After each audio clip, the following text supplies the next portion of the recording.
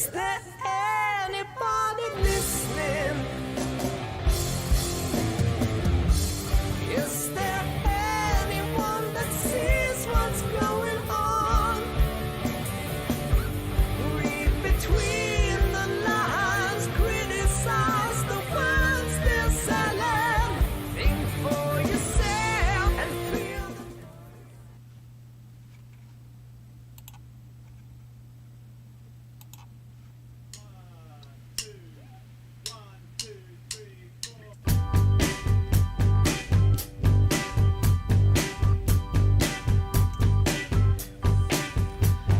Sometimes I'm right and I can be wrong. My own beliefs are in my song.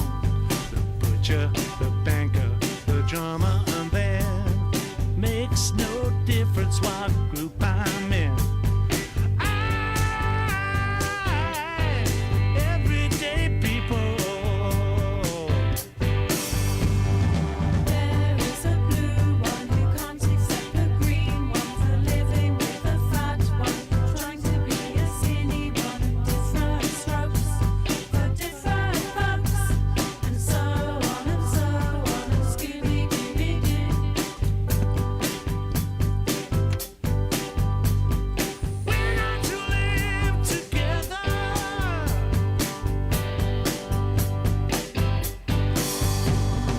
I am no better, and neither are you. We are the same, whatever we do. You love me, you hate me, you know me, and then you can't figure out the bag I'm in. Oh, I'm everyday people. There is a long hair that doesn't like the short hair, for being such a rich one, and will not help the poor one. Different strokes for different folks, and so on and so on, and Scooby-Dooby-Doo. We're not to live together.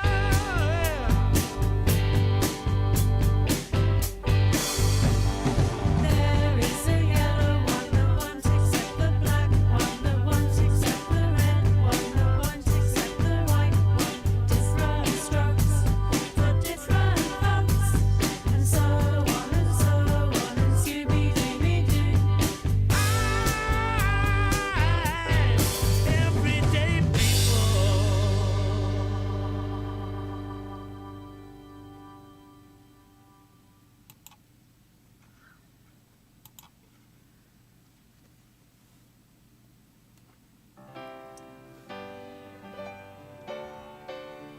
We'd like to dedicate this song to people everywhere, 'cause people got to be free. All the world over, so easy to see. People everywhere just wanna be free. Listen, please, listen, that's the way it should be. Peace in the valley, people got to be free. Yeah. Yeah. You should see what a lovely, lovely world this would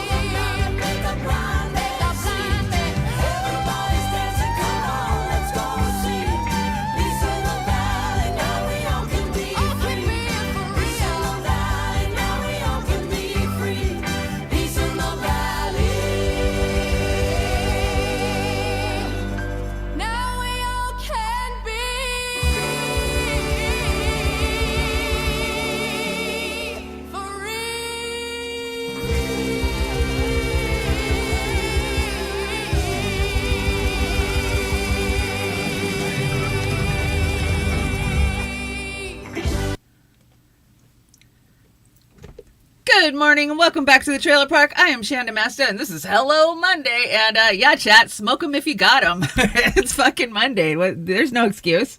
Doesn't have to be noon somewhere to light up. You guys know I don't partake anymore, but hey, enjoy.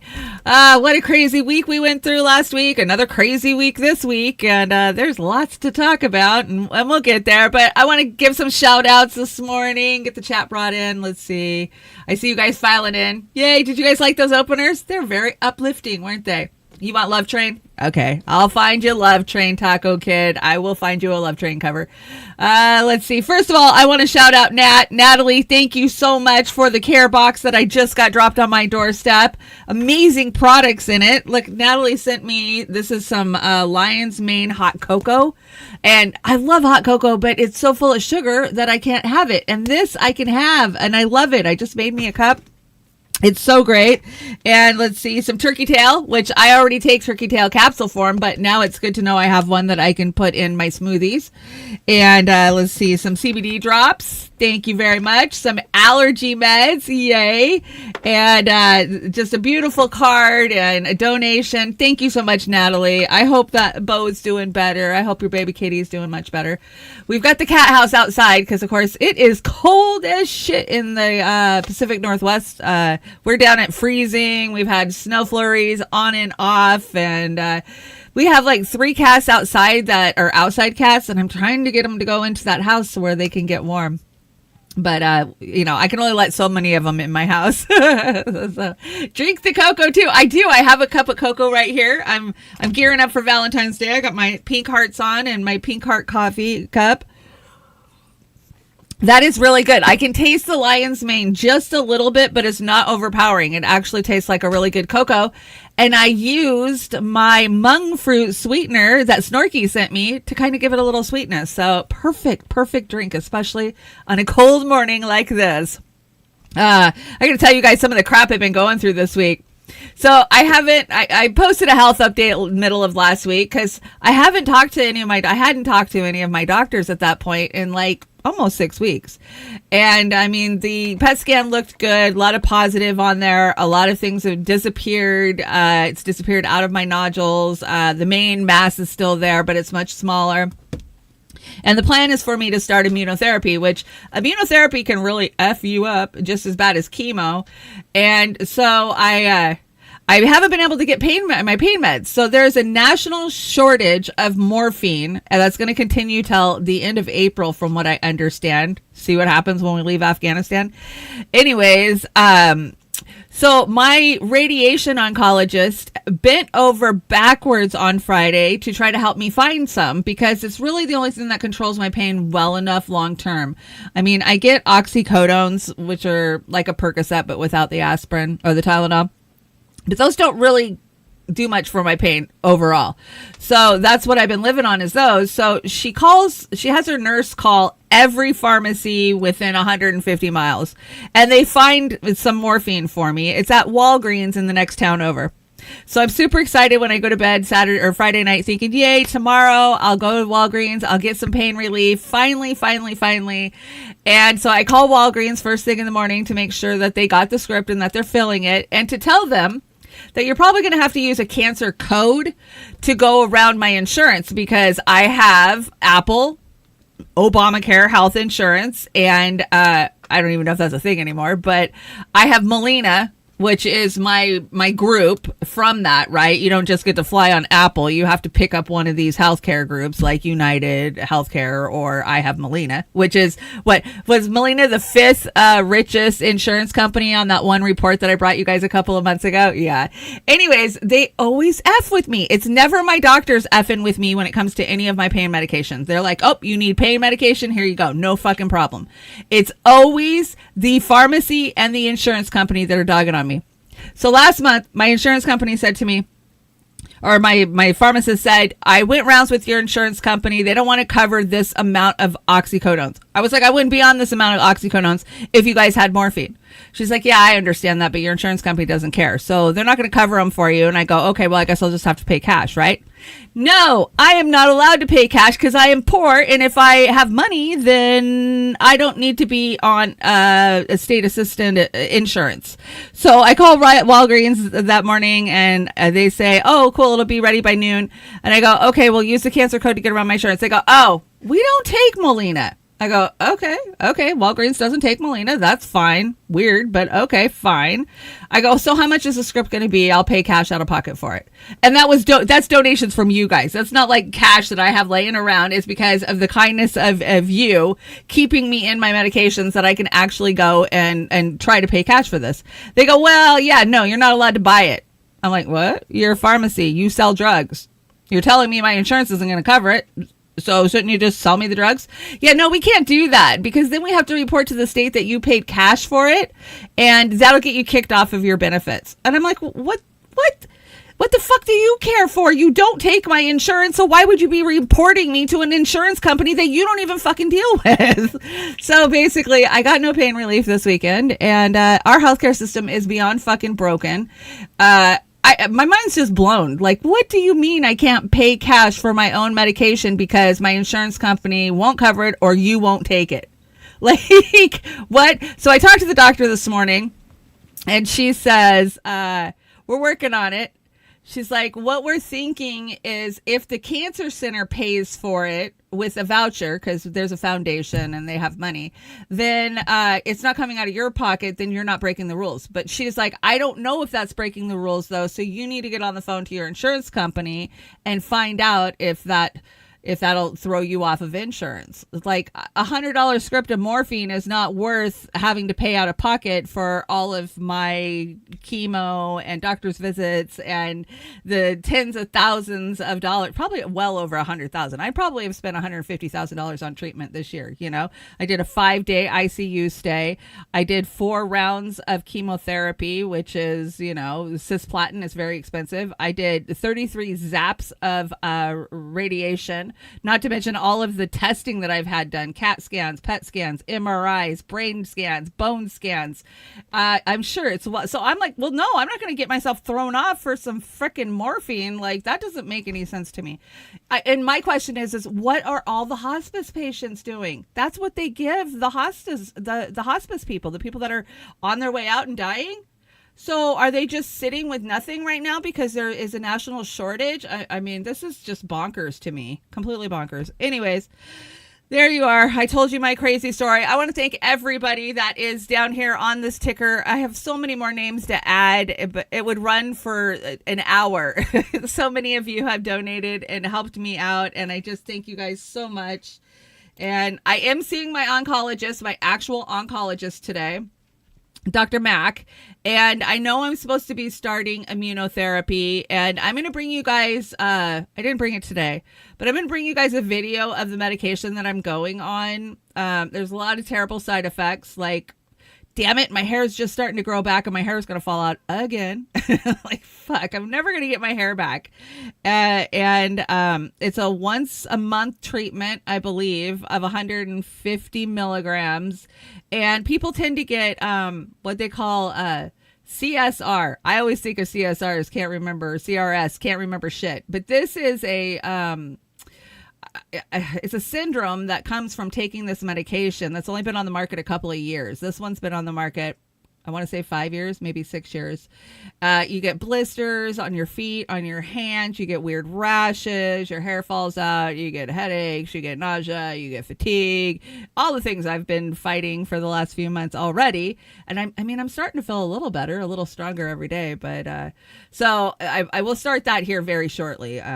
Not looking forward to it. But if it extends my life 24 months, that's what they normally get. I mean, in the trials that they did a couple of years ago, the FDA did on these, people got on average of 2 years added to their life expectancy, because with small cell lung cancer, you don't have a very big life expectancy, because when it comes back hard and strong and fast. It always responds very well to chemo and radiation the first time if you catch it early enough. And we caught mine early enough.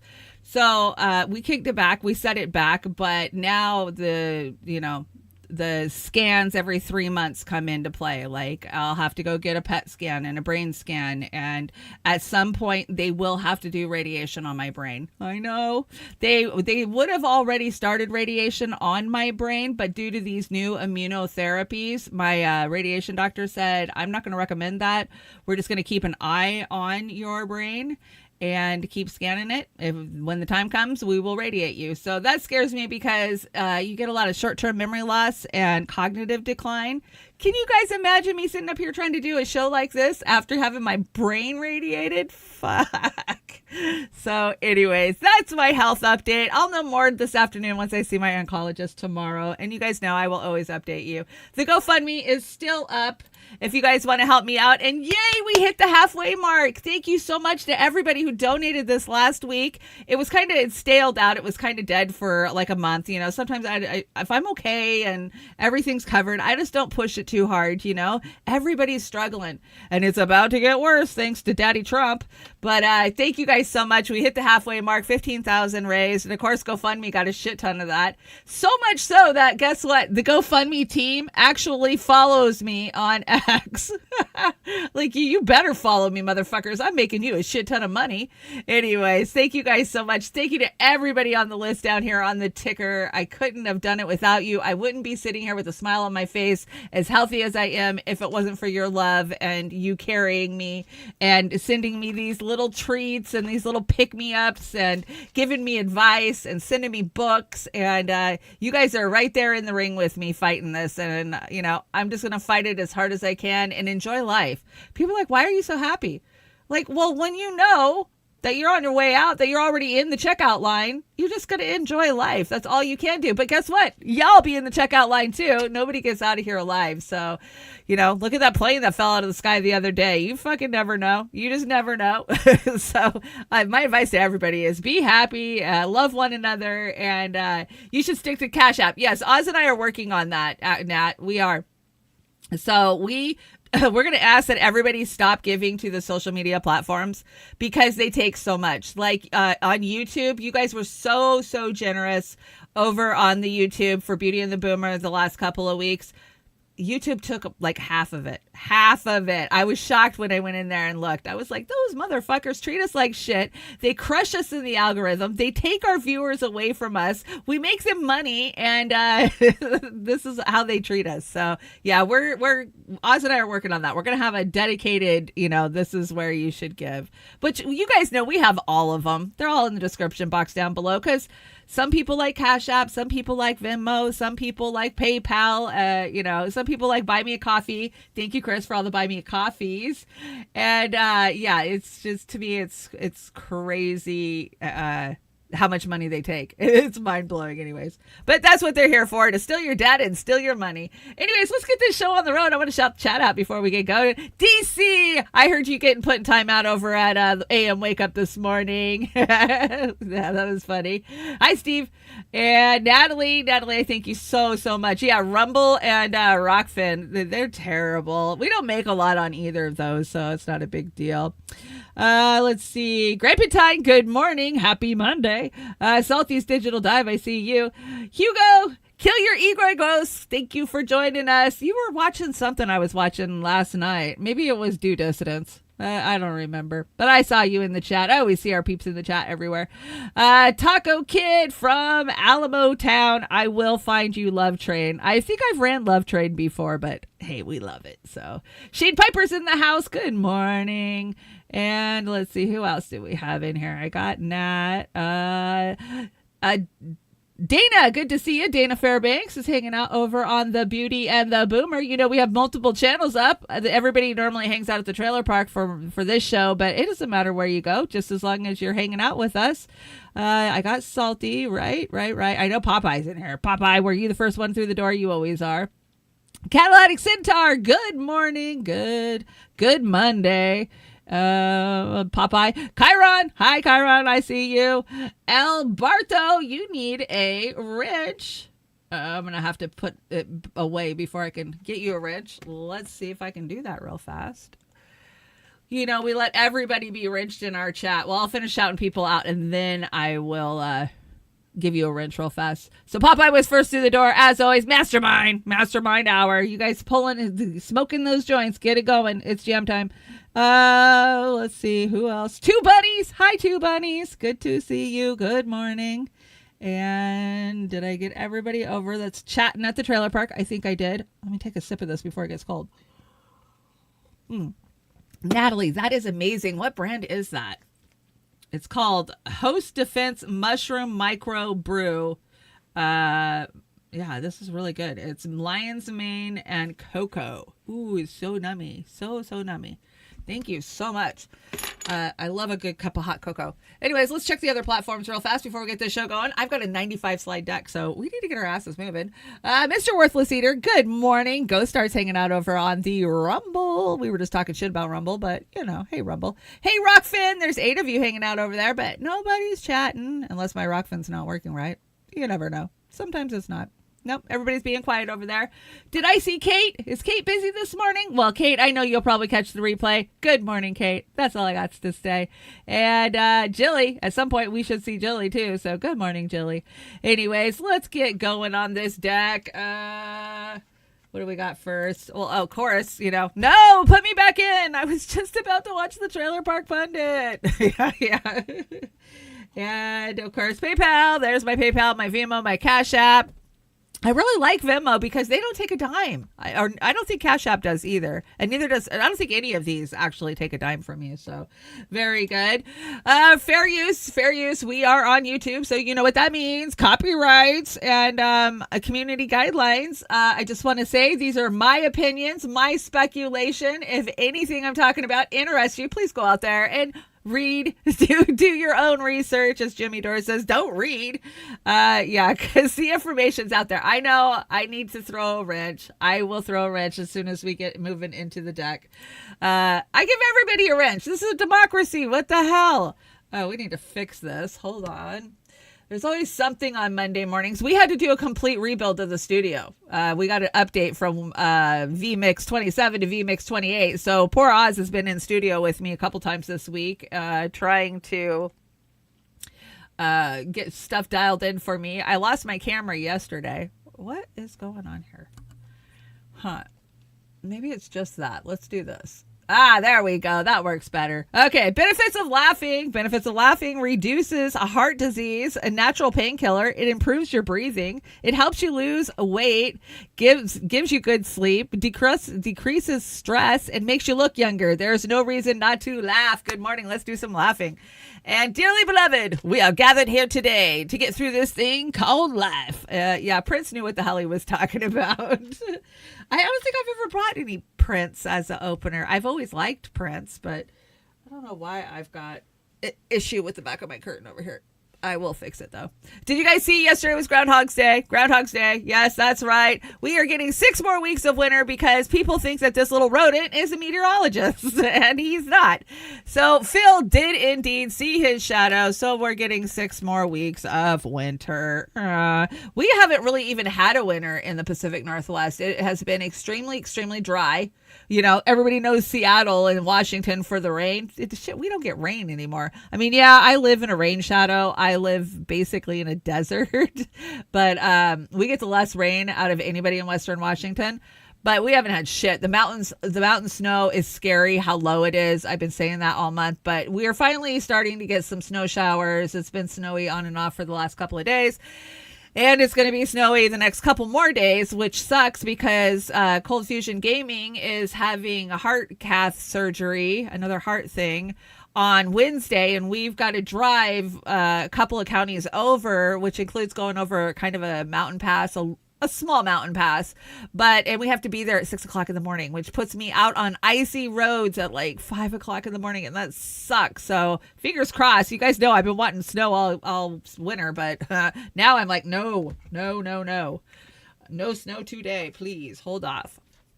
So anyways, yay, not looking forward to 6 more weeks of winter. But you know what? He's only right 30% of the time is what I read. So, he's just like any other meteorologist. He doesn't know what the fuck he's talking about. I swear to God, they'll tell us one thing and then it'll be a total another, right? Trump says if the groundhog sees his shadow, the tariffs go up another 6%. Oh, fucking yay. We're going to tariff Phil. Poor Phil. He's going to get tariffed. That's not cool. Not cool at all. Okay, let's talk about these planes that are falling out of the sky before we get to Trump and his tariff nightmare that he's unleashed on America. Anyways, as you guys know, we have seen multiple aircraft incidents. I didn't even bring you the one that happened in Alaska. So Alaska, the day before the one in DC, a F-16 just fell out of the sky. Have you guys seen the video out there? It's crazy. It just falls out of the sky. And then the very next day, of course, we have DC where a helicopter, Black Hawk, hits a commercial air flight. And all are dead. All are dead. And here's the crazy thing. So when the first time Amber and I went into DC for an Assange event, Amber found us a really fancy fucking room down on the wharf. I don't know, maybe it was off season and she got a good price for it. But we were on the 8th floor. There was only 9 floors in this hotel, right on the Potomac, it's called the Reef. Anyways, directly across from us was Reagan International Airport. And so we could lay in our bed with the big plate glass windows around us and watch all the air traffic coming in and landing in at the airport. And you can see all the helicopters just flying around. There's helicopters, always in DC.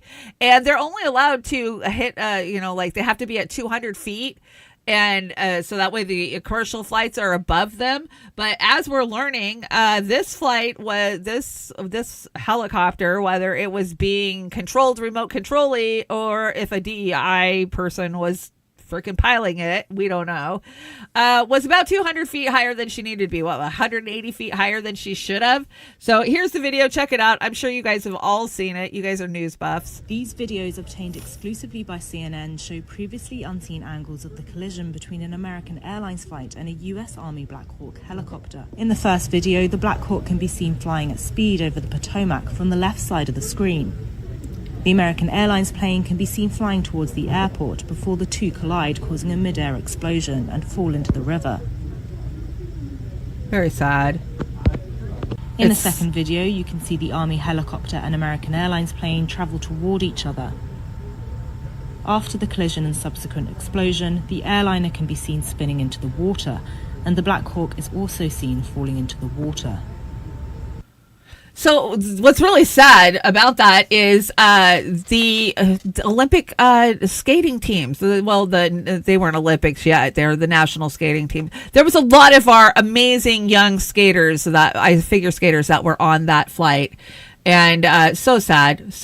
Yeah, I don't need to know the pilot's pronouns. No, we don't. We absolutely don't. The Navy's the Navy or the military is covering up who's on that flight. They will not let us know who was actually piloting it, but we know they have the technology to do remote flying.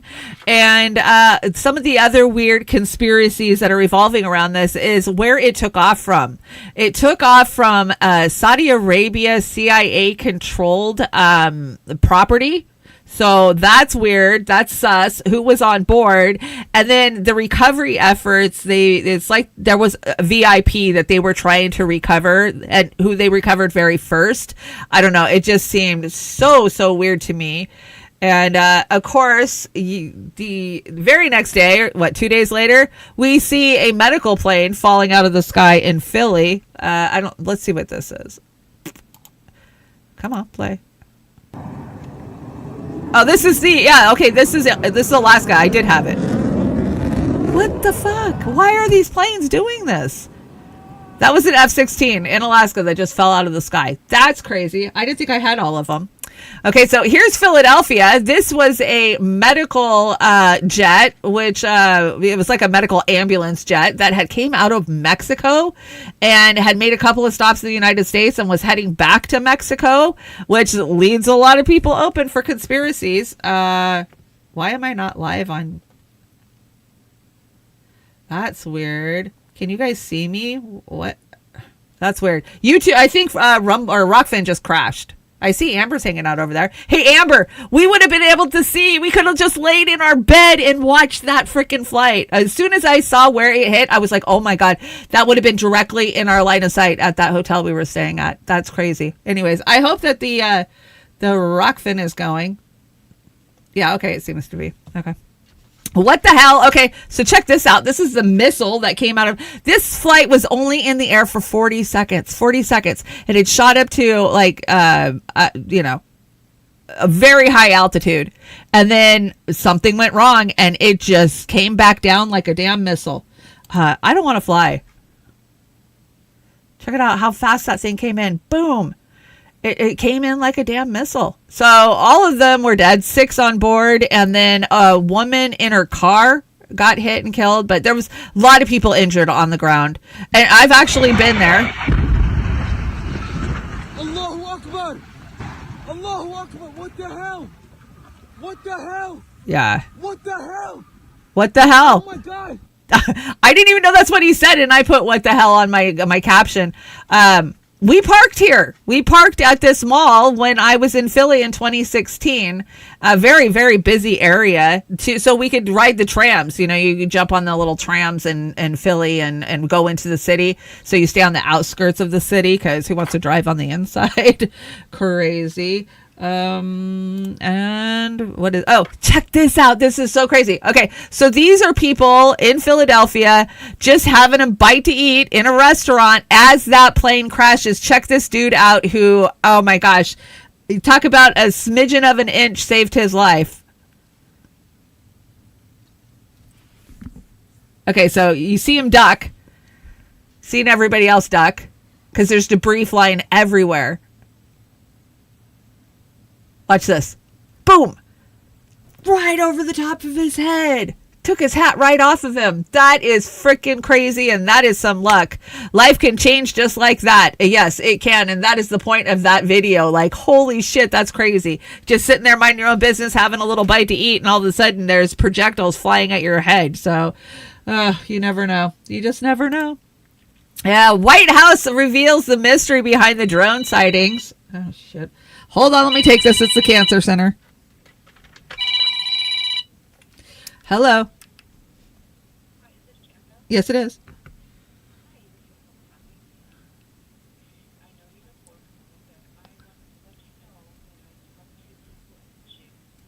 Uh-huh. Oh my gosh, that's great. Oh, so okay. Thank you so much. So, Gems. No, that's okay. I gotta go to my doctor's office downtown anyways, so it's okay.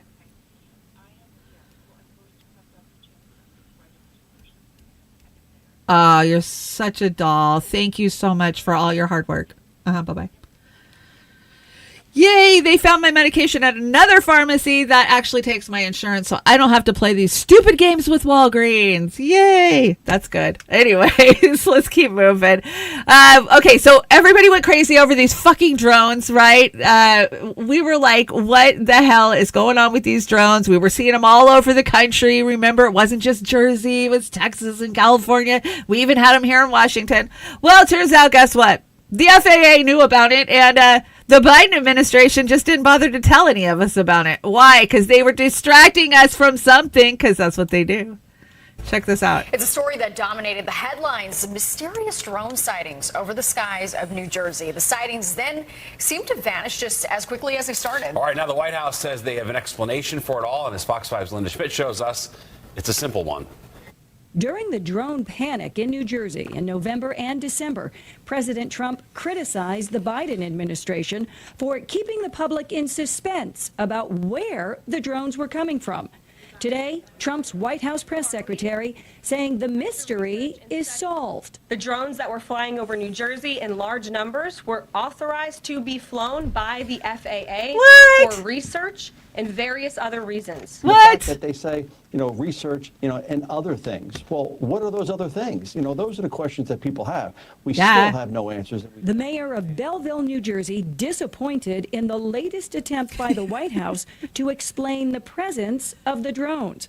At one point, the FAA even imposed a temporary ban on themselves. 3 weeks ago, was telling us when they did the ban that they have the authorization to shoot down and use deadly force. Nowhere did they say, oh, by the way, it might be us, or by the way. Yeah, they want to keep us living in fear. Exactly, DC. New Jersey Congressman Josh Gottheimer says now he has even more questions. I'm writing to the FAA tonight to ask them, what do they mean by research and study? Both the Biden and Trump administrations have reported that some of the drones were being flown as a hobby by private drone owners, and there was no threat from an enemy. Brian Boyd has more than 30 years. Remember, they were going to shoot him down? Intelligence and counterterrorism. In a peacetime in our country, the real question is, what kind of research and for who? Linda Schmidt, Fox 5 News. Linda Schmidt, Fox 5 News. Wow. Yeah, I mean, how fucking stupid. They got us all hyped up. They had us all freaking out. Everybody was in fear. Oh my gosh, it's the aliens. They're here. And turns out it was just the FAA. And they were just doing some research. But they forgot to tell you about it. They forgot to tell the Biden administration about it. The Biden administration forgot to tell you about it. Like, what the fuck? That was just something to keep us occupied, I guess. I just live here too. Okay, let's talk about Trump's tariffs. Oh my God. So I did not vote for Trump. I am proud to say I did not vote for Trump, and I will be able to save that for the rest of my life. But for those of you who did, I know a lot of you voted for him because you thought he was going to help bring prices down for the everyday working folk. But no, he did quite the opposite. He has started a trade war because we need a trade war. He started a trade war with Mexico and China and Canada and pretty much anybody else that we trade with. So check it out. This is the Trump on Saturday, tariffs. President Trump imposed new tariffs on products coming from Canada, Mexico, and China. And the automotive industry is bracing for what that can mean for local mechanics.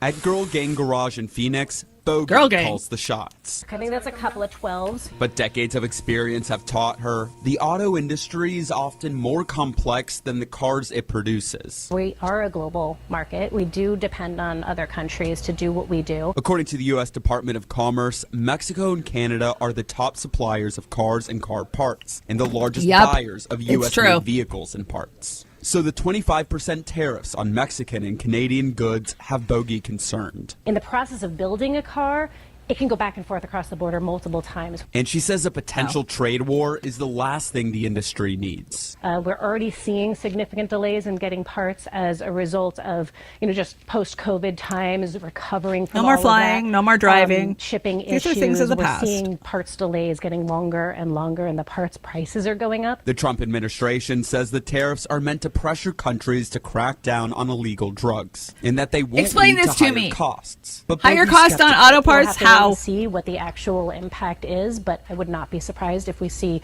increased delays, if we see increased prices, dramatically increased prices in parts, in automotive repair, and in the cost of new vehicles. And even some of the most common parts of your car could be impacted. This control module and this gasket were both made in Mexico. These axles were made in China.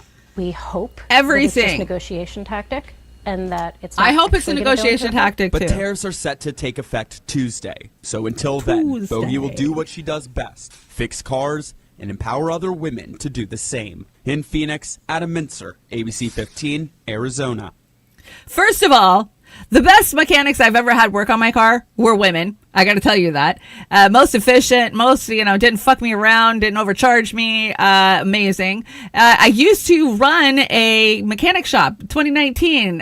From 2018 to 2019, I was the chief financial officer for one of our local foreign car dealerships here. And everything we ordered, every part I ordered came from China or came from fucking Mexico or Canada. A lot of it, because we can see Canada, came from Canada. They don't want us walking. We're going to be walking everywhere. I mean, everywhere. How is my sound? I keep seeing it bouncing too high, but I keep turning it down. Doesn't seem to want to go down. Is that better? Mic check, 1, 2. Hopefully that's better. Hopefully I'm not blasting your ears out. Let me know in the chat. Anyways, so it looks like Mexico, somebody in the chat is saying that they've put a month-long pause on the tariffs with Mexico after negotiations.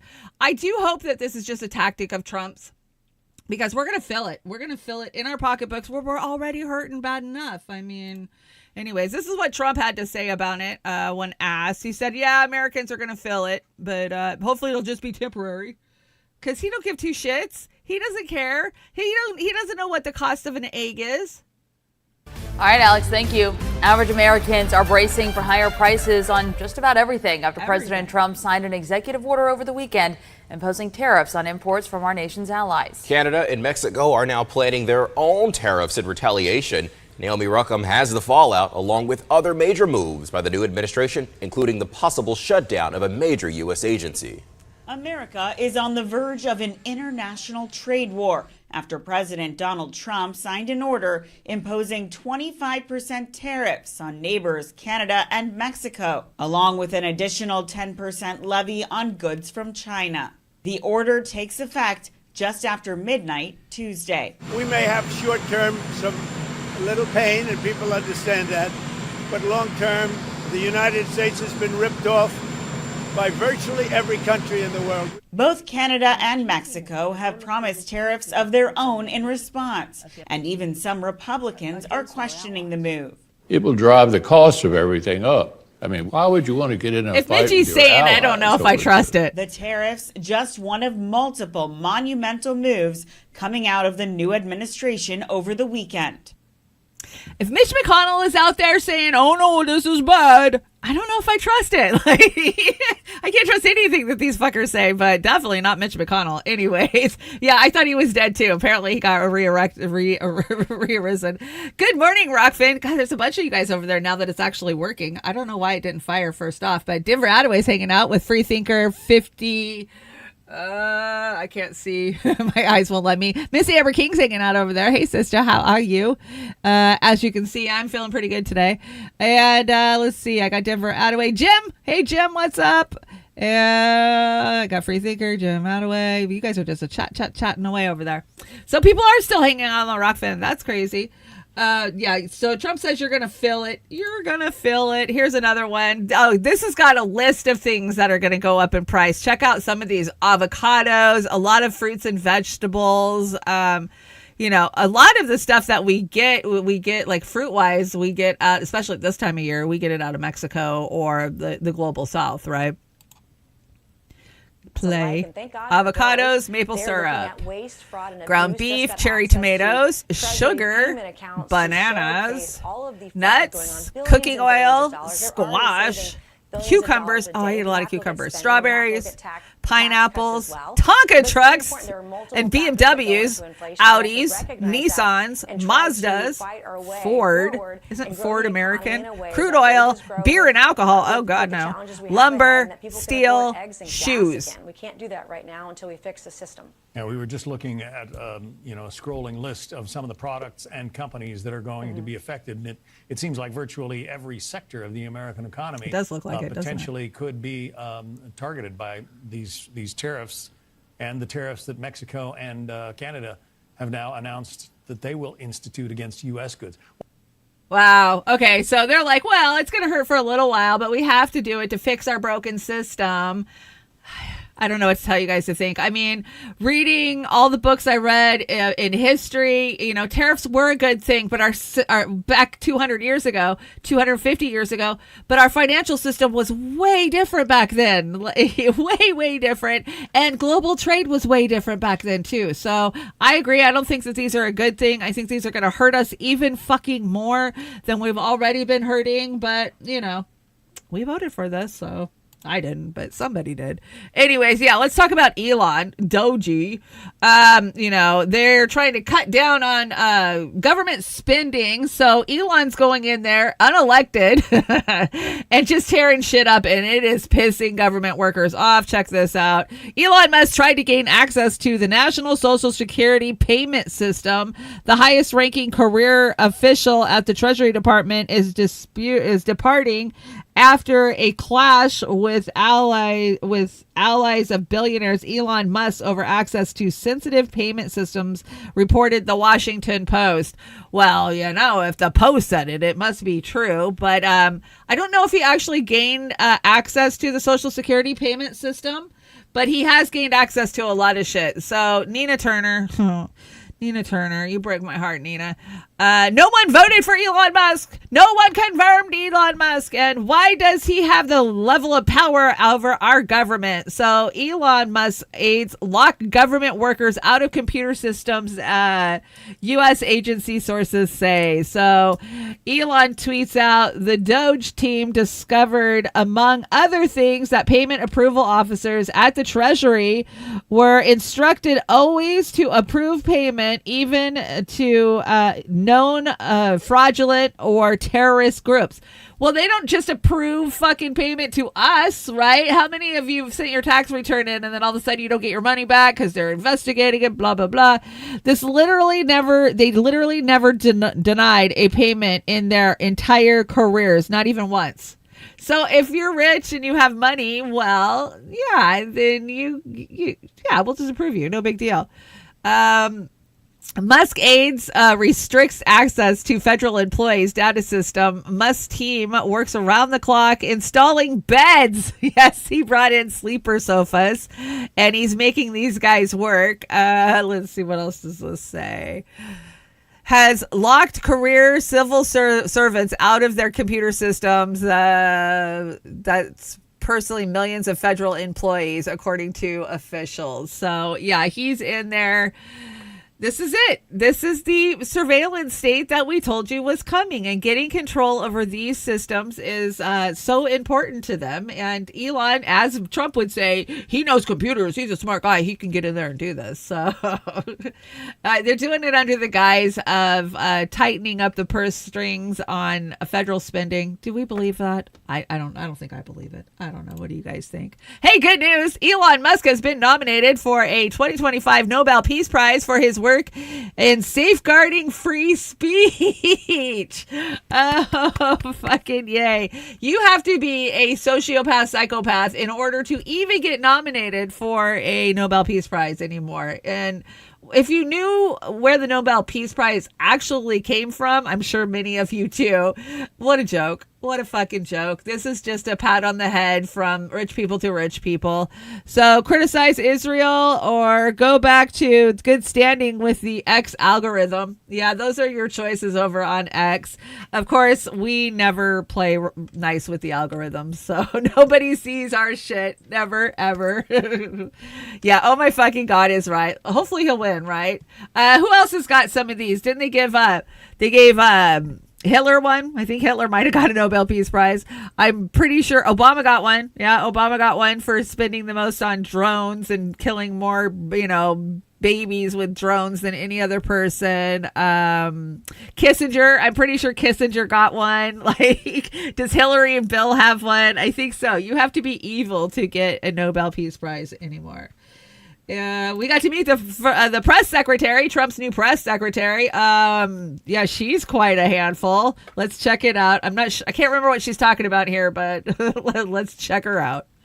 We're going to be listening to her for the next 4 years. I also would just like to point out that several years ago, when I was working in this press shop and President Trump would take to this podium to brief the American people on COVID-19, he suggested that COVID very well may have came from a lab in Wuhan, China. And many members in this very room mocked him for that, said he was spewing conspiracy theories. He was not. We now know that to be the confirmable truth. It took many years for it to come out, but the president was right in this instance again. Sure. Okay, so she's 27 years old. She's got all that wisdom of a 27-year-old from what we hear. The liberal left is losing their mind over her. Let's see what the hags over at the poo have to say about her. They're so great for supporting women, unless they're women on the right, and then they just shit all over them. So let's hear. I think she's probably been put in there because, according to Donald Trump, she's a 10. You know that's what it is. Always thinking about the looks, Joy. It was her first press briefing. She worked in the previous Trump administration. This is the first time that she's been she may be But my point is that job would not maybe have been open to her. No, I understand. I just wanted to clarify that. Yeah. Without us. But on the issue of how are you taking credit, Whoopi? I'm so fucking confused. She got that job because of Whoopi? I'm confused. Oh my God, those. Well, who still watches The View? God, we just keep waiting and waiting for them to go away. They never go away ever. This lady, she's very right wing. You can obviously tell, but she does bring up some good information about this young lady who is now, head of press for Trump. So let's hear. So today I've been seeing clips of the new press secretary, Carolyn Levitt. And I was bemused because every time somebody asked a question, she was like, first of all, fuck you. Second of all, I already answered that. Third of all, fuck you again. And to reiterate, in case it wasn't already clear, being president means that you're the king of the world. So it's our position that the Constitution is unconstitutional. And also, fuck you guys. Stop asking me things. I'm getting overwhelmed. And then she has that big cross right in the middle of her chest like, this attitude is powered by Jesus Christ. Of course, I was like, who is this lady? What's going on with her? She's 27. So really, who gives a shit? Like, not to offend young people, but come to me with an opinion when you're 35 and you've been through some things. You're 45. Right? I was looking up her background because I was like, well, maybe she's like super smart. Don't know if she's book smart, but I do know she's married to a man 32 years her senior. Oh, come on. Don't be hating. If it's the other way around, all the would be a big articles deal. say they're very private about how they met, which is code for seeking arrangements. So they're very private about how they met. They got engaged in 2024. She immediately had a kid because he's a very rich man. That tells you everything you need to know. She doesn't have to be nice because not only does she have Jesus Christ on her side, she also has a very rich, very old husband. And that, ladies and gentlemen, is what traditional family values are all about. Also explains why she was lying about Medicaid funding being cut, because she's never going to have to be on Medicaid. There you have it. There you go. So Oz will have to come up with a nickname. Oz and I will come up with a nickname for her. Of course, we've had Nazi Barbie. We had Crackhead Barbie. I'm not sure what we're going to call this one, but she's definitely a Barbie. So we'll come up with a good name for Beauty and the Boomer. Caroline Levitt. Yes, that's going to be our new punching bag for the next couple of years. They're always so fun, aren't they? Trump says warp speed construction. We never said it would last. We just said it would be fast. I built this house in record time by skipping proper safety protocols. That's an amazing accomplishment, says RFK. That's an amazing compliment, says RFK Jr. Oh my gosh, yes, we're going to get into the hearings. The hearings were last week for some of these confirmations, and holy crap, I was so nauseated and pissed off at both sides. I literally had to walk away from my system for the rest of the day.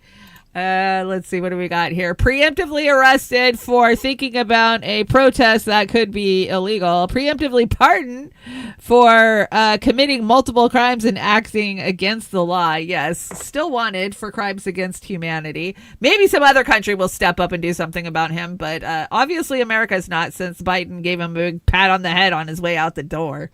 Ugh. And we told you, Amber told you, I told you, Oz told you, it came from Wuhan. We always told you it did not come from a food market, a wet market in Wuhan, that it came out of a level 4, level 5 freaking biolab, onion biolab. We knew in 2020, we knew in March of 2020 where this came from. I can't believe it's taken 5 years for the mainstream media to finally fess up. So let's see. We will finally complete the biometrics entry exit visa tracking system, which we need desperately. We will ensure this system is in place. It will be on land. It will be on sea. It will be in air until you fall out of the air. And we will have a proper tracking system. Yes, this is what Donald Trump said a year ago. So here comes the final phase of Agenda 2030. We told you. We told you so. Whitney Webb told us so too. Let's see, what do we got here? Okay, so let's talk about the hearings. I brought you guys a funny from Brett Pella about, this is pretty much how the hearings went, and I think this is fairly accurate. Oh, come on, don't move, just turn on. What are we doing here?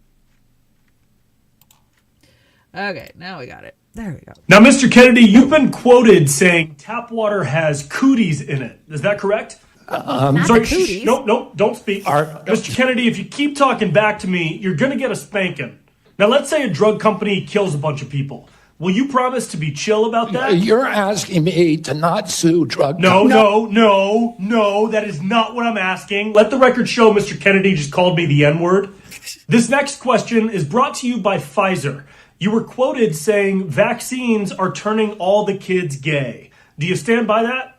Senator, I support vaccines. No, you don't. You don't support the things you say you The support. only thing I want is good science, and that's it. Let the record show Mr. Kennedy wants to ban science and cannot spell the word That's kinda science. how it went. Mr. Kennedy, I'm going to ask you a simple yes or no question here, okay? Do you believe that all patients should have to call their doctor daddy? Yes or no? Senator, I can't give you a yes or no answer. Let the record show Mr. Kennedy does not know how to answer questions. You want me to answer the question? No, I'm not here to listen to your little answers. We have the highest chronic disease I burden. don't care. La, la, la, la, la, la.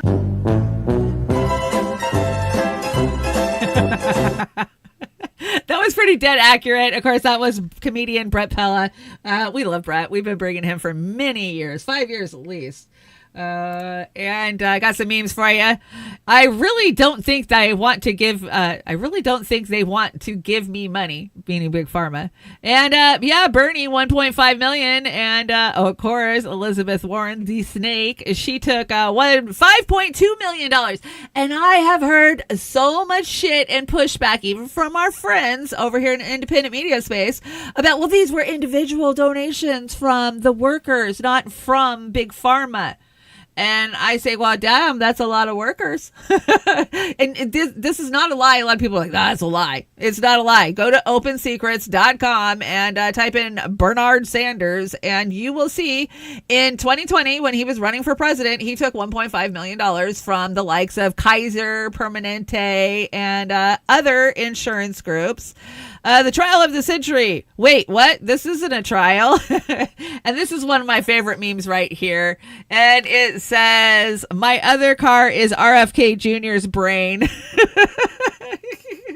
Remember when he told us he had a brain worm? Yeah, that's too cute. I laughed my ass off when I saw that. My other car is RFK Jr.'s brain. So Bernie Sanders came with the big attacks about Children's Health Defense Network and how they're selling onesies that say anti-vax slogans, and he contributed those all to RFK Jr. I'm sure he came up with every one of those slogans himself, and Bernie had that real I gotcha moment, and it made me sad. It made me sick to my stomach to see Bernie doing that shit. He just totes the establishment's narrative, does what they tell him to do, and he has since August 29th of 2016. People are like, what was August 29th, 2016? That's when they beat him up, gave him a black eye, said, we are going to make sure that your wife goes to fucking prison if you don't do what we say, and he marched his ass into the stadium, the DNC convention, and handed all of his delegates over to Hillary Clinton. Yes, that was the day that we lost our Bernie Sanders. So Senator Pocahontas receives over $1 million in pharmaceutical lobbying dollars from 2019 to 2020. Out of the entire Senate, she ranks second for making the most money off of the COVID pandemic. I don't think Bailey would approve. I don't. Vaxxed and afraid. Yeah, Bernie's vaxxed and afraid for sure. Yeah, let's see. What's this one? Once again, I am once again asking you to forget about the corporate interests that I have served. Yeah, Bernie, we know. And you can pretend like that's not real and be offended because RFK Jr. actually called him out on the stand for that shit. Like, hey, Bernie, you take a lot of freaking big pharma money. Oh, no. That was exactly Bernie's response. Oh, no. Dude, we can see it. All we have to do is go to opensecret.com. We see what you do, Bernie. Anyways, let's see what Dave Smith had to say about this. Another comedian just making us laugh. The dynamic is much more like the corrupt versus the not corrupt. Liars versus honesty. That's the dynamic much more than it is left versus right. And when it really matters, okay, and it comes down to it, and somebody like Bobby Kennedy is a threat to power, and you see quite literally here, the powerful coalescing around keeping this threat to power out, right? The senators keeping out the dissident potential health department secretary. When it matters, where's Bernie Sanders? He's on the side of power, being a fucking blowhard, giving this bullshit speech, trying to make Bobby Kennedy look bad. Yep. That's where Bernie Sanders falls down when it matters, as always. Yep. As always. The guy LARPs as a representative of the people. And whenever it comes down to it, when it really matters, he falls in line with power. Just like when he endorsed Hillary Clinton at the DNC in 2016. Okay. You know, he had this huge movement, this mass movement of people who hated big banks and hated the billionaire class rigging the system in their favor and hated the forever wars. Dave looks and like he got Fetterman. them to support Hillary Rodham Clinton. You know, the person who gives speeches for $500,000 to big bankers and tells them in those speeches, don't worry about what I'm saying publicly. I say one thing publicly, but I say a different thing privately to you. We remember now, in that moment, when it really mattered, look at what the Libertarian Party just did with Donald Trump. We got Ross Ulbricht freed. Because look, we represented a voting bloc, and a bunch of us on the left and he knew this was a thing that we wanted. So we were able to get a concession out of him in exchange for our support. You know, like it or don't like it, that's politics. Bernie Sanders had tens of millions of Democratic voters in the Democratic primary. Could have actually made change. Hillary Clinton and the DNC cheated him out of it, and this came out. The WikiLeaks dump had come out by the Democratic National Convention. They knew that Hillary Clinton and the DNC had cheated against Bernie Sanders, and he had so many chips. He could have sat there and said, like, well, you know what? I'm taking my voters and walking, and we will cost you this election because we don't believe in people who, you know, we hate the big bankers and the wars and the powerful and all this shit. Or he could have at least extracted some serious concessions. I mean, if we could get Ross Ulbricht free, he could have gotten almost any damn policy promise he wanted to. And what did he do? He got none of that. He wanted to get reelected. Told all his supporters to go support Hillary Clinton. When it comes down to it, Bernie Sanders is not a dissident. He's always on the side of power. Screw that guy. Okay, so Indy, I see that you are not a fan of Dave, so that's fine. Not that I'm a huge fan either, but I agree with what he has to say here today. And yeah, he did look like Fetterman a little bit with that hoodie, right? Bernie did do that. Bernie could have made a change inside the left. We were ready. We were there building the infrastructure that he would need for a third party. I flew to Chicago for the People's Summit in 2017 just so we could try to talk Bernie into leaving the Democratic Party. And what did he do? He stood on that stage and he licked the ass of the Democratic Party over and over. And we booed him. We booed him. His own fucking people, a whole stadium theater full, booed him for this shit. And he still didn't even make a change. He didn't ask for any concessions. He didn't fight for anything. He rolled over and handed them that email list, which that email list had 150 million people on it. And he gave it to the DNC. Yeah, Bernie has let us down over and over. I actually got an email from one of my very good friends who's still, in that camp of thinking, well, Bernie's fighting for us. She saw it for the first time during the RFK Jr. Hearings, and I get an email that says, I finally took my Bernie bumper sticker off my car. You got any other stickers that I could put on there? I was like, yay, you finally see Bernie for what I've seen him for many, many, many years now. Bernie is not there fighting for us. He is there fighting for the DNC and for the status quo, because nothing ever changes. It will always be the status quo. So that time I sat directly behind RFK Jr. during the Senate confirmation hearings. Yeah, it's all big pharma pigs. And when you watch RFK Jr.'s confirmation hearings, the Senate starts to look like this. Abso-freaking-lutely. That's all that was in there. And all these cucks kept doing these gotcha moments. Like, they didn't get you. Like, they didn't get you. The people who already hated him. Okay, so there was one thing that RFK Jr. said that really fucking pissed me off. And I know some of you probably saw me over on X complaining about this. As a person with lung cancer, I can't even believe he said this. Okay, so Bernie says, do you support Medicare for all, universal health care? Yes or no? And this was his response. agree with me that the United States should join every other major country on earth and guarantee health care to all people as a human right? Is it a human right? No. Senator, I can't give you a yes or no answer to that question. Healthcare a human right? Is healthcare a human right? Is it? In the way that free speech is a human right, yeah. I would say it's different because if with free speech doesn't cost anybody anything, but in healthcare, if you smoke cigarettes for 20 years and you get cancer, you are now taking from the pool that I paid into. And so are you guaranteed the same right, or is there also a duty? I'm sorry. I'd love to talk for an hour with you. We got a few minutes left here. All right. What a shithead fucking answer. I was so fucking livid when I saw that. He was directly calling me out. How do I not take that personal? That I'm a drain on the fucking pool. The pool that I paid into with my tax dollars for fucking 35 years. How am I a drain on that fucking pool, motherfucker?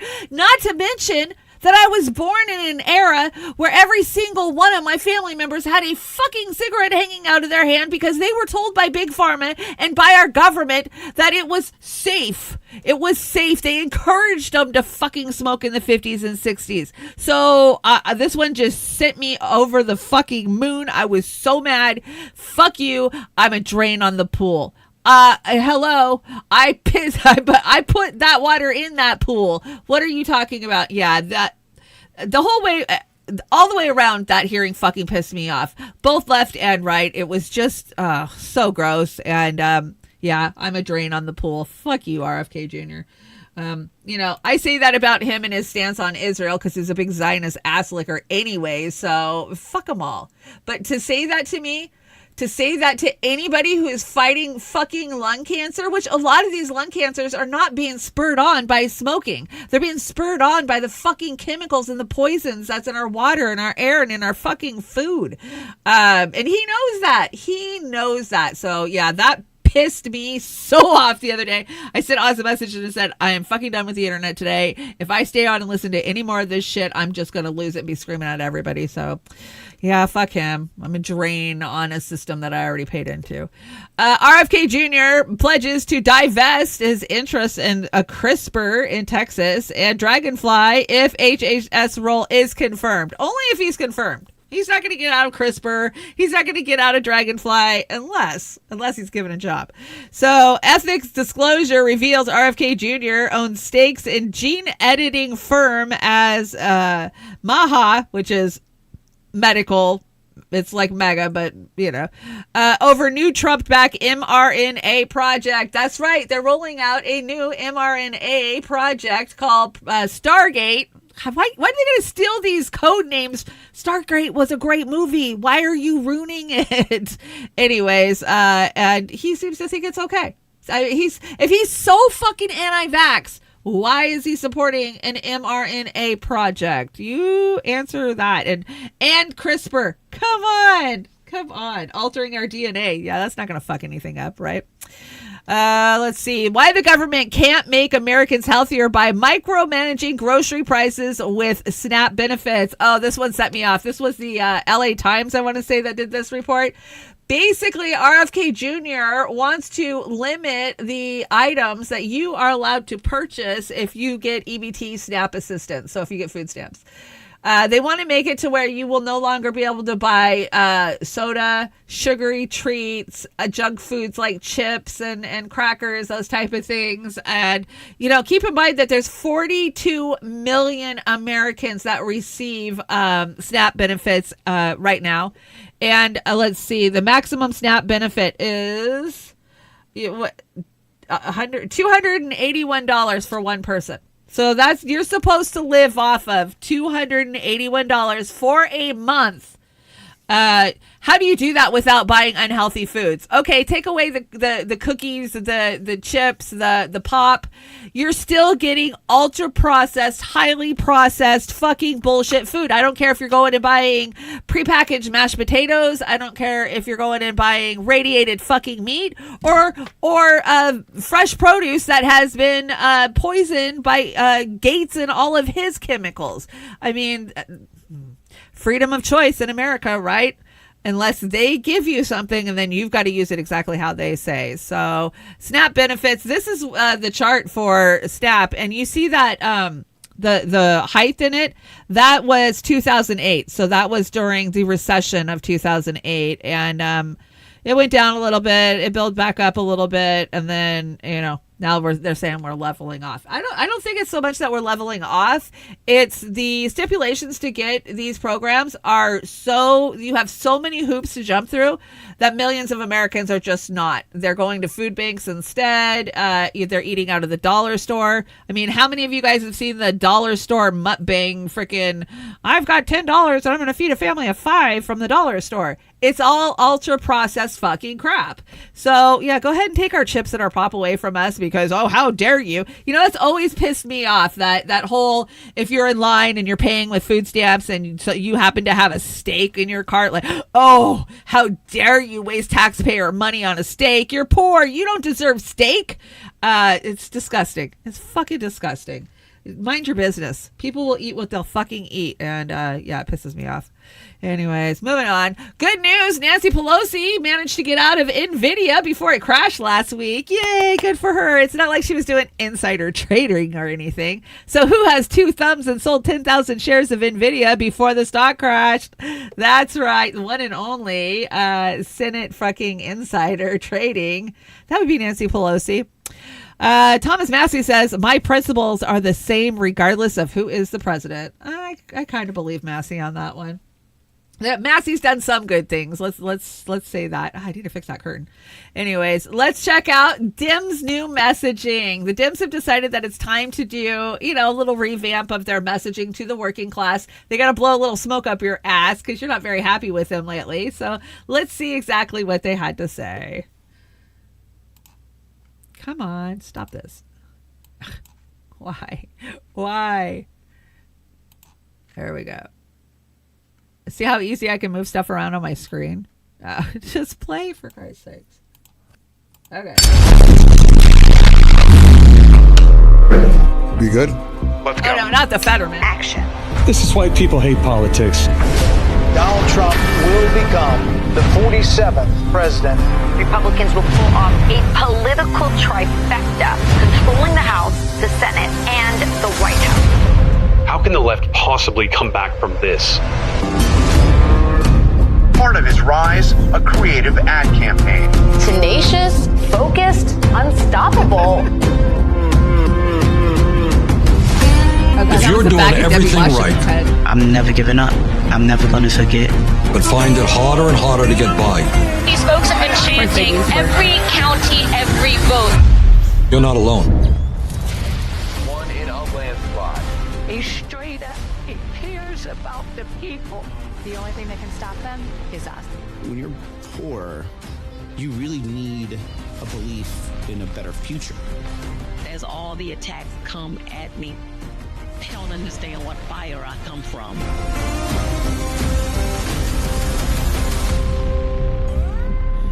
My phone exploded last night. People said, you have to see this ad. You have to see this ad. Oh my gosh, it's getting me so hyped. They're fighting for the working class.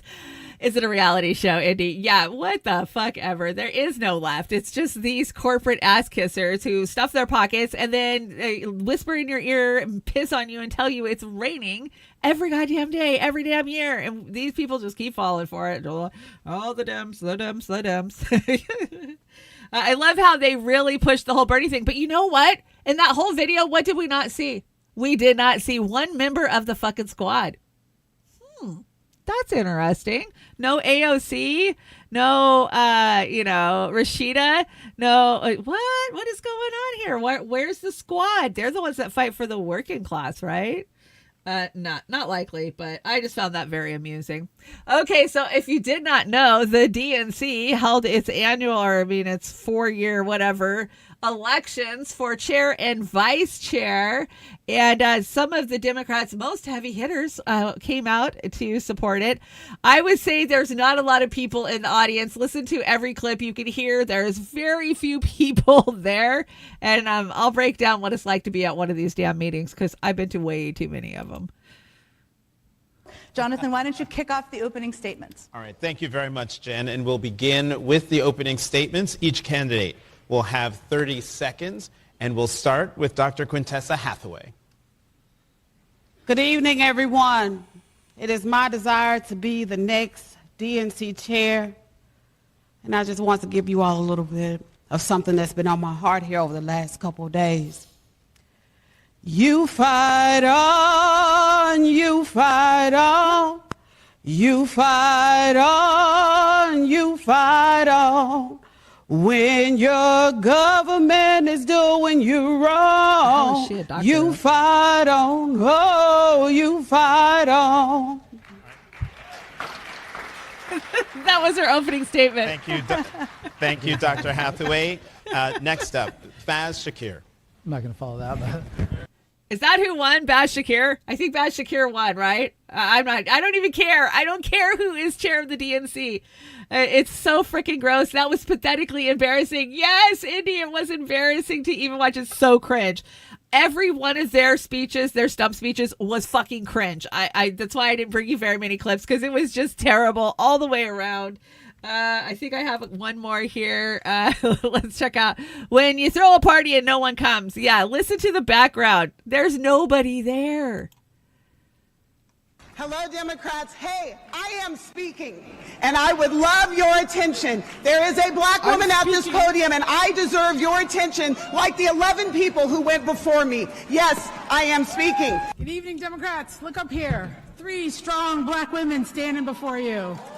3 black women who, rather than just grabbing a chair, ran for chair. Te quiero mucho, Papa. Gracias por todo.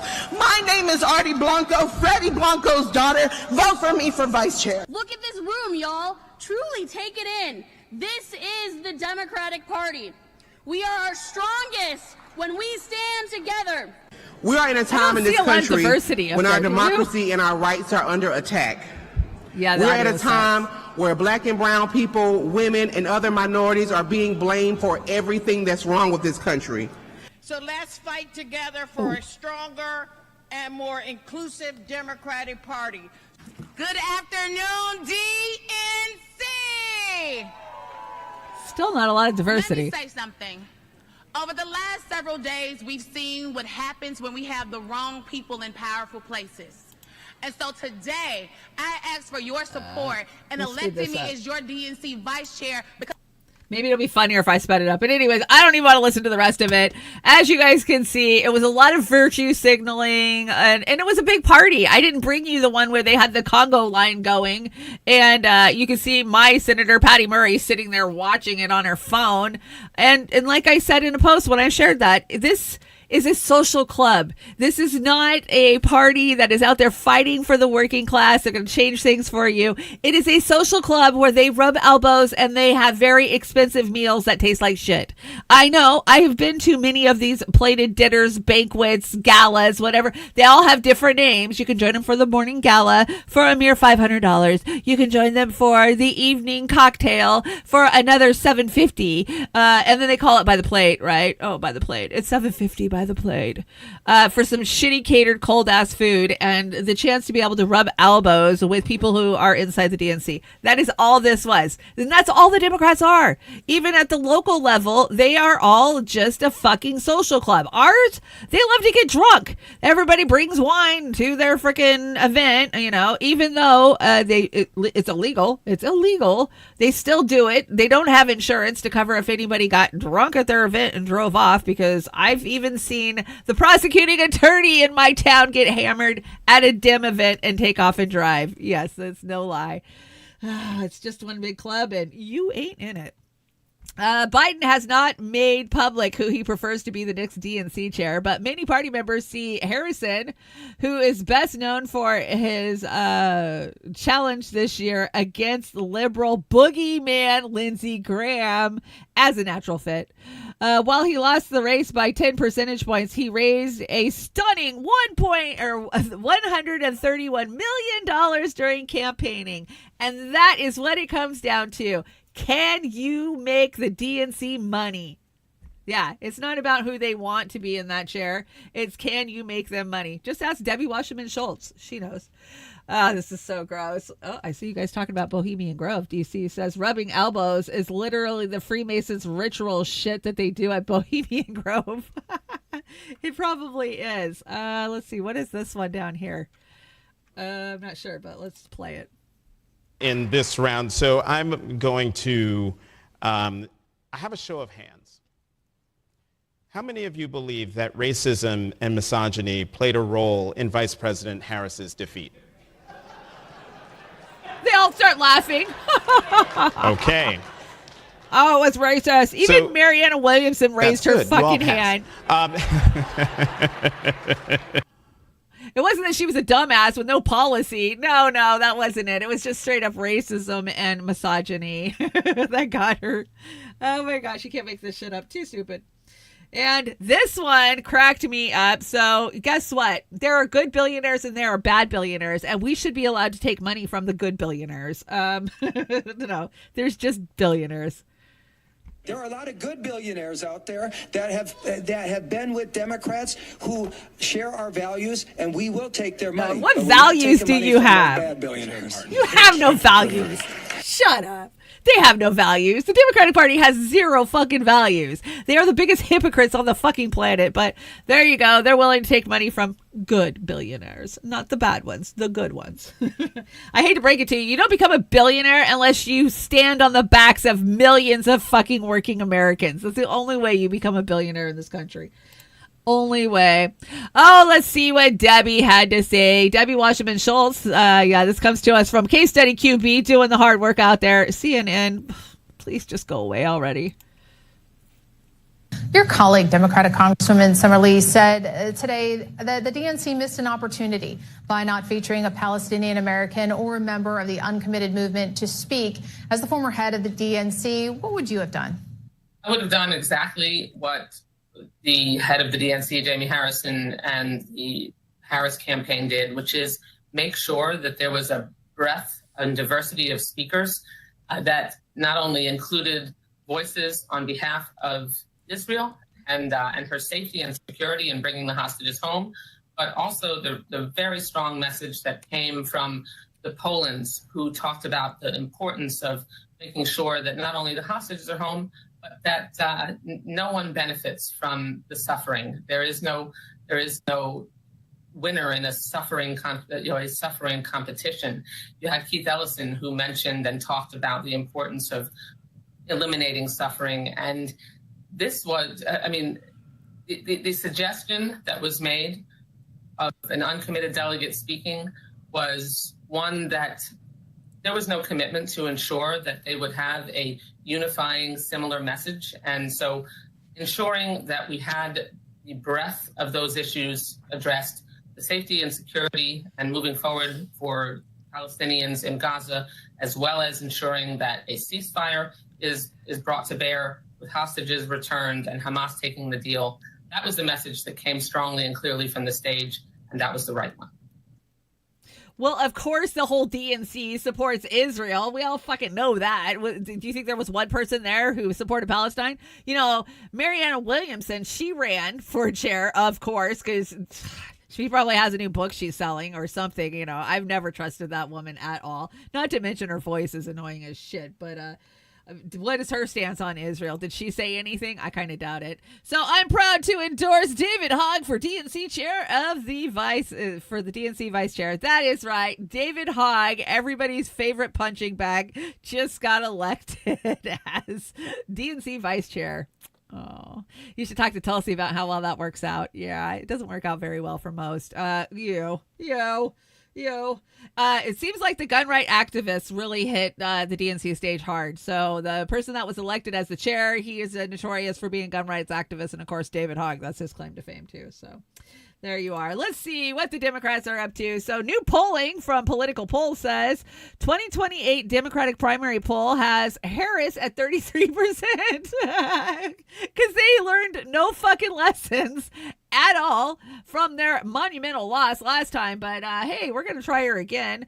Buttigieg's only getting 9%. Newsom's at 7%. AOC, as Kit would say, gets 6%. Shapiro gets 3%. Waltz gets 3%. And Stephen A. Smith, 2%. Yeah, Stephen dropped a few truths the other day. I think we brought them. What do you guys think of this? How out of fucking touch? How out of touch? Where's Fetterman? I'm surprised they didn't put Fetterman on there. Yeah. The stupid, it burns. It burns. It does burn. They're so stupid. Why? Why can't they learn from any of their fucking lessons? This is why we do what they call, what is it? It'll come back to me. Basically, they do a post, autopsy on the events, right? Like, why did we lose the last race? They're supposed to come together, reflect, see why they lost. That's not what they do. They don't do that at all. Pete Buttigieg, he's kind of bored now that he is not the transportation secretary, so he's got to find something to make himself feel useful. So, scoop, Pete Buttigieg is taking a serious look at Michigan state race in 2026. Oh, he wants to be a senator. Who wants to be a senator? Pete Buttigieg does. Oh, you can't make this stupidity up. This is funny. I saw that Steve ran it this morning over on AM Wake Up. This is a comedian, and you know how comedians kind of talk to the crowd? Well, check out this this interaction between him and an audience member. You guys anxious? What do you do? Unemployed. Yeah. Well, sure. That would make me anxious as well. What did you do before? Worked for the DNC. Yeah, they're cutting jobs right now, I'll tell you that. Everyone out. We need 100% turnover. What did you do for the DNC? I'm sorry, I don't think anyone did a worse job than you. This past year, bro, you did the worst job. Really? I wanted to do a set, but now I'm really interested in what you're saying. You were countering misinformation. How were you supposed to go about doing that? Just commenting on TikToks? Yeah, actually, if you look at the facts, this isn't true. Going on Rogan's YouTube page. Well, if you look at it, vaccines are actually quite safe. From the DNC official page. Yeah, no. I know, we're all in this room. We all know. You might want to just not say that was your last job. What are you applying for now? What?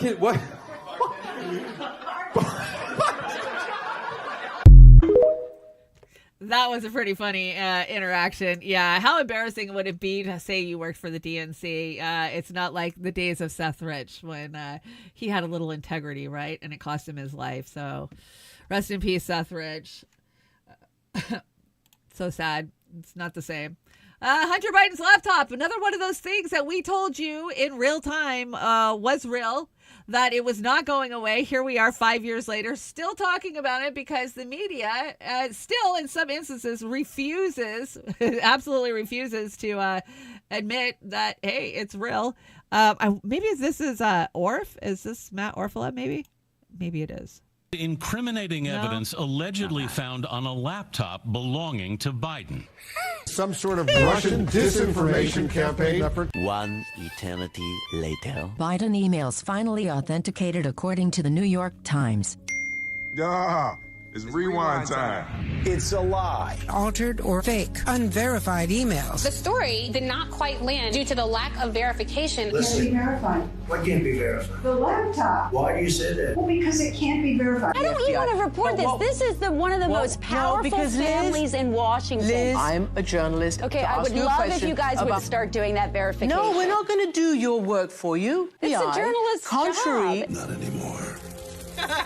For all we know, these emails are made up. Not really stories, just pure distractions. No serious journalist should fall for it. It's a journalist's job to find out if this is verified. The bottom line is we cannot confirm the story. Experts say the emails cannot be authenticated. The mainstream media is not reporting on this story because we can't authenticate this material. The Hunter Biden laptop material is genuine.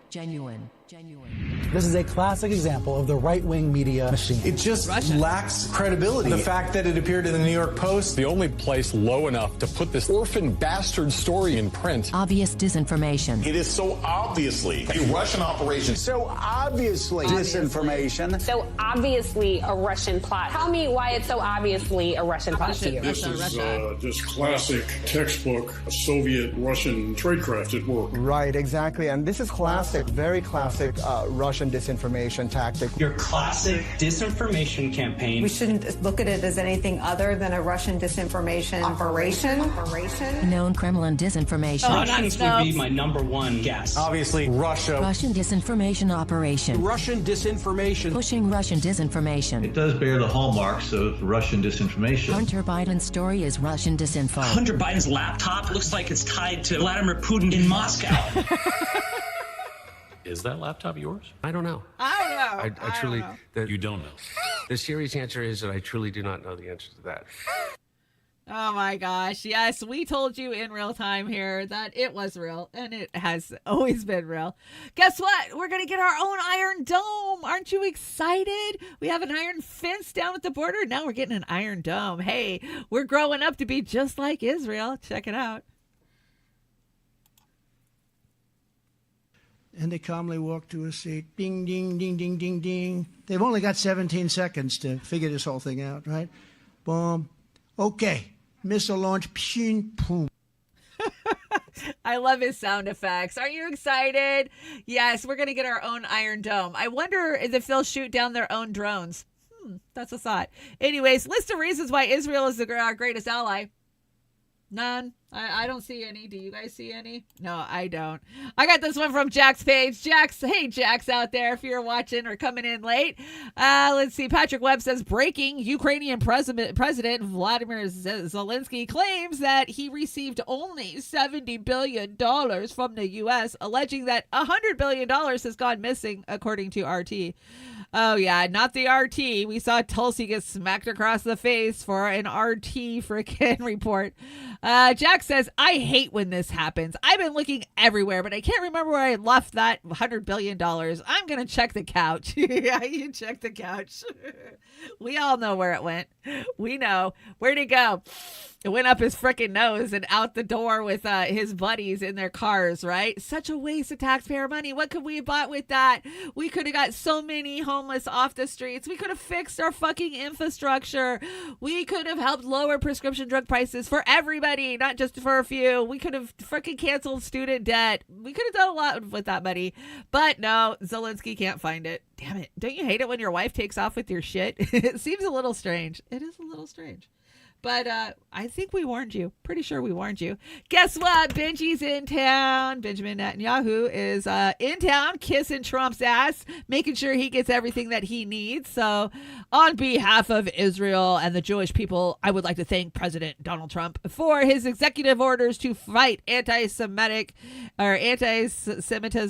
and support for terrorism on American... That doesn't sound right. And for support for terrorism on American campuses. Yeah, think of the words. Think of the words. Why did he put it that way? Thank you, POTUS, for standing with us for truth and justice. You don't know shit about truth or justice. Yeah, you're just an anti-Semite. Yeah, fuck Israel every day. Oh, yeah, I said it. And I said it on YouTube. We'll be keeping an eye on what he has to say.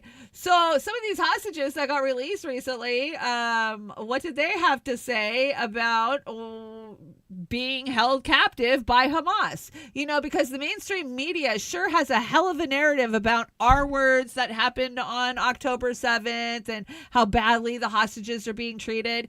Every one of the hostages that I have seen released has been well-fed, was healthy, was well-dressed, was happy. And they do not want you to see that versus the Palestinian prisoners that are being released from Israeli prisons where they are starved, they're sickly, they look like they came out of a concentration camp. You're going to have to read this one. There's subtitles on it, but it's worth a watch. Even if they didn't have that intention. Oh, maybe not. Now they might have. And I'm half naked, so... you're worried about rape. Yeah. Yeah. I was worried to get raped. Yeah, of course. And fortunately enough, they didn't do it. She was given a hijab that covered most of her body. I got a very strong feeling. This is that fabric is my only protection. הורדות ידיים. כן. את ואני עשינו, ואז אני ניצחתי אותה. ובגלל שהגם כל הזמן עושה כושר, אמרו, רגע, אם חי ניצחה אותה, אז בוא נעשה איתה. ואז אחד מהם, הצעיר, עשה איתי הורדת ידיים, אבל הוא הביא מגבת, כדי לא... כי אסור לו לגעת בי. It was forbidden for them to touch women. Women are sacred. אישה היא מלכה. היו עושים לי שיחות איך לשמור על אגם. הסברנו להם שגם אצלנו לפעמים כן יש שלאדם יכול להיות חבר, או יכולים להיות לה כמה חברים לפני שהיא תתחתן. אני אפילו מעודדת את זה, שהיא תתנסה, שהיא תכיר, לפני שהיא אצלה מוסד הנישואים. אבל היינו מתאמתים על זה. They would argue with them. They said they believe in the Quran, and they wouldn't hurt them. And they would provide us with the same conditions that they have in the tunnels. They took care of all of our needs. I'll give them credit for that. They were very courageous. Made sure we were clean and that we ate. Yeah, so right there, you're hearing that they kept them clean. They kept them, fed. They gave them clothing. They told them about how in their religion that they worship women. Women are queens and that they can never touch a woman. And did you guys see, I didn't even bring it. There was one interview with a lady who swore that just because a guy was looking at her, he was R-wording her just because he looked at her. Quite the contrary to what the mainstream media is telling us, don't you think? Good news. Trump sent a bunch of bulldozers over because, like Oz and I have been telling you, it's over. Gaza's in rubble. It's totally destroyed. It's ruined. I don't know how much more weapons they need there. They need bulldozers so that way they can bulldoze over people. And breaking, the first shipment of D9 bulldozers has landed in Israel after restrictions on arms shipments were lifted by the Trump administration. Kaylin Johnstone says, it says so much that bulldozers play such a prominent role in the Israeli military. For normal militaries, it's not even something you think about. For the IDF, it's one of their main weapons because their primary military objective is to demolish an undesirable civilization. Exactly. That's what they're doing with them. And this is very sad. So 120 decomposing bodies found under the rubble in Gaza in 2 days. So, yeah, what do they need the bulldozers for? So they can just bulldoze over all of these freaking bodies and build their condos and their waterfront beach homes and sell them to Americans. That's what Kushner wants, right? That's what Ivanka and, her husband are all about. So, I didn't bring you guys anything of Tulsi's confirmation hearings, but, Jimmy did a great breakdown of it. Rachel Corrie, we will never forget Rachel Corrie, especially for those of us who live in the Pacific Northwest, because she was from the Northwest. And yeah, another weaponization of bulldozers by Israel. Let's talk Syria and the gas attack. Remember when we told you that gas attack did not come from Assad? Because it didn't. And that there was actually stamps on it from a U.S. military. Yeah, well, guess what? We're still talking about it. Going back to Tulsi Gabbard, there's a very revealing moment in her hearing today when Senator Mark Kelly, Democrat of Arizona, tried to challenge her over her skepticism of chemical weapons allegations lodged against the Syrian government. And for the first time in a U.S. government setting, Tulsi Gabbard gave a mention, an acknowledgement of the story that is censored across the U.S. media, across the U.S. government, and that is of the brave OPCW whistleblowers who challenged the cover-up of their investigation in Duma. Their actual findings found no evidence to support the Trump administration's, the initial first Trump administration's claims that the Syrian government committed a chemical attack in Duma. Their findings were censored. There's a documented cover-up. It's exposed in a series of leaks that I've reported on. And Tulsi Gabbard mentioned these OPCW whistleblowers and said that they should be listened to. That's the first time that's ever been said in a U.S. government setting. And it's very, very important. So it's a very important precedent. And even more telling was Mark Kelly didn't have a thing to say in response. He did not try to rebut her at all. Right. That reflects an awareness that the OPCW whistleblowers are right. Judge Knapp. We love Judge Napolitano over here. We're always watching Judge. So, yeah, we've been telling you this. Jimmy was telling you this. Remember the smears that came out a couple of years ago for anybody that was in independent media that was telling you the truth about those? Not to mention that there was no gas attacks, but our white phosphorus was being dropped on them. Yes, that's true, too. Good news. We are now at 89 seconds to midnight. Yes, we've had an adjustment of the doomsday clock. You know, every January, the scientific team gets together and a community and decides just how close we are to nuclear annihilation. And we are closer than we've ever been. Now, we've been sitting at 90 seconds for the last couple of years. I mean, we used to think it was a big deal when we were 130 seconds towards it, 2 minutes. But no, now we're 89 seconds and counting. So just do it already. That's my take on it. Just do it anyway. We joke around on Facebook, but this world is in deep shit. It's true. We joke around here, but this world is in deep, deep fucking shit right now. And I don't think anybody can save us. It's definitely not going to be this cow. Let's see. The fuck off pie this week goes to Rachel Maddow. Now, she hasn't been back in her chair more than a week, and she's already earned herself a fuck off pie. Yeah. And you don't just eat one, you eat 2 slices. She needs 2 slices of fuck off pie. Let's hear what she has to say. But beyond that, they appear to be targeting all the FBI agents who were involved in any of the cases brought against January 6th rioters. Oh, no.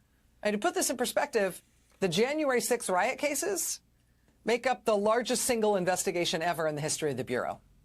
The January 6th cases are the largest criminal caseload ever assembled by the Department of Justice. How many cases did they drop? If they are going to try to purge every FBI agent who took any part in any one of these well over 1,000 cases, that's kind of the whole FBI. I mean, not every single member of the FBI, but certainly most of the FBI. I love my FBI. Rachel Maddow needs to take a cup of No One Cares, a dash of Kiss My Ass, add some fuck yous, and a pinch of Blow Me, and stir it and shove straight up her ass. Fuck off pie. There you are. Monday morning's fuck off pie. What a whining bitch. Anyways, the Pentagon has informed its resident press corps that NBC, NYT, New York Times, NPR, oh no, not the NPR, Political, and I heard TYT. TYT they got kicked out too. Rotating out of the building. That's right. To give space for the New York Post, Breitbart, OANN, and the Huffington Post. God, isn't the Huffington Post? I thought that was leftist, right? She was one of Ghislaine Maxwell's best friends. Very, very shocking to me. But they have opened up one spot for true independent media, and everybody is competing for it. Even if you're a TikToker, if you can pass a background check to get onto the Capitol ground, you too might be allowed into the press briefing room. Like what? NBC, who has an entire booth with cameras, etc. Yeah, bye-bye NBC, bye-bye New York Times, bye-bye NPR, Political. Come on. None of these guys tell truth, but do we think that the New York Post, Breitbart, or fucking OANN and Huffington Post are not going to be slanted on their side? We're just changing clown shoes. That's all we're doing. We're not fixing anything. No, there's not going to be any real pushback. Fuck corporate media, and fuck the mammies too, because the mammies think that we don't see them for who they are, but we see you. We've been calling you out for over a fucking year now, and I see a lot of people flocking over to the mammies. The mammies are just the new corporate media. That's all they are. They're the new corporate media. We just call them independent because they don't get a big fat paycheck from NBC. They probably get a big fat paycheck from somebody else. Pigs of Empire. I need to do a little skit. You guys remember Pigs in Space? Pigs in Space from the Muppets. I love that series. That was my favorite, one of my favorite ones. And anyways, this is Pigs of Empire. Let's see what Pigs of Empire are up to today. I brought you guys a little clip. Hey, not too bad. How about you guys? Doing good. So they called and they didn't want you on the property. Okay. Well, unfortunately, here I'm going to give 6 feet distance here. So, did you guys recently start policing based on people's feelings? So here's what we're going to do. This is county property. It is. The director of this facility said that he don't want you here. This is county property. You can continue recording, but you're going to have to do it off the property. They don't want you on the property. Okay, so what's we can trespass you from the property, but I really don't want to go there. How can you trespass a private person from public property without them committing a crime first? They don't want you on the property. This is still public property, man. Being asked to leave is committing a crime. So first and foremost, I haven't been asked to leave yet until this conversation with you and I. Okay. Secondly, again, public property. Okay, well, so if they tell you that you're not allowed on their property, then you need to leave. So I see you're a sergeant. Can you please consult your lieutenant first before you make an incredibly big mistake? I'll make a deal with you. No. If you want to go stand over there, no. I will go call my lieutenant. I will continue filming. This is how you stay calm and do it. No, I'll continue filming from where I'm at. Okay. On this property. You speak with your lieutenant, figure out that I'm okay to be here, and then we can end this okay, so let me ask you conversation. You speak to the lieutenant. Yeah. Lieutenant agrees with their decision. What happens then? If he agrees with them, then you're both mistaken. Because this is public property until I've committed a crime. I cannot be told to leave. So if you're asked to leave a property... Public property does not that's apply. What you're telling me. Public property, douchebag. You can be here. Can't kick you off public property. To leave. If I commit a crime... Which, by being asked to leave, which is what I'm doing, and you refuse to leave that property... Zionist oikling. You're allowed to stay here? So, trespass applies to private property. Correct. It is a crime with regards to private property. I'll tell you what. I'll make that call, make you happy, and we'll kind of go. We'll go from He's there. gonna go find out. Go find out. You guys getting out of here? Yeah, we're gonna leave. All so we're not gonna let you bait us in this time. So you. I didn't try, man. Hey, if I was baiting you, I would have let you trespass me. Yeah. Remember that. Oh, he owned those Pigs of Empire. That is how you do it. Stay calm, know your fucking rights, and yes, it's public property. They can't kick you off and trespass you because somebody doesn't like you. That was awesome. Yeah, totally awesome. Go call your boss and see what happens. Hugo's laughing. Yeah. Bait the baiters. Yes. Anyways, that's why it's so important. You guys know I never go anywhere protest wise without a copy of the Constitution. That way, if I need to, argue with a pig of empire, I got my handy dandy book to go with me. Anyways, Whitney Webb, she's been telling us what the hell has been going on for a long fucking time, and she gets shit on for it, but let's hear what she has to say about what's coming. And the reason I brought this is for many of you who've followed me for many, many years, I once had Kim Iverson on a show. I don't know what show it was. Fuck, we've done so many shows. Maybe it was The Dive, maybe it was Accidental Activist. Who knows? Anyways, I asked directly to Kim Iverson, what do you think is happening to Jeffrey Epstein's ring? Do you think that the whole thing has been broken down and it's just a distant memory, or did somebody take it over? Is somebody taking over these honey traps that Epstein was known for doing? And she was like, yeah, no, I don't think anybody's taken over. I think it's probably done. Well, Whitney agrees with her on that statement, but only for one reason, and that is because we live under a technocratic surveillance state, and they don't need to honey trap us anymore. They already got your keystrokes of every porn site you're looking at, guys, so just be aware. Let's hear from Whitney. And I find it amazing that here we are like 5 years later, and Epstein is still very culturally and socially relevant. He's referred to all the time in media still. And I wanted to ask you, is there an Epstein 2.0? Like, has somebody come in and filled that void, or did that entire operation die with Epstein? Yeah, it absolutely didn't die with Epstein, but I think Epstein 2.0 isn't a person. It's software. It's online surveillance. And I argue this in my book.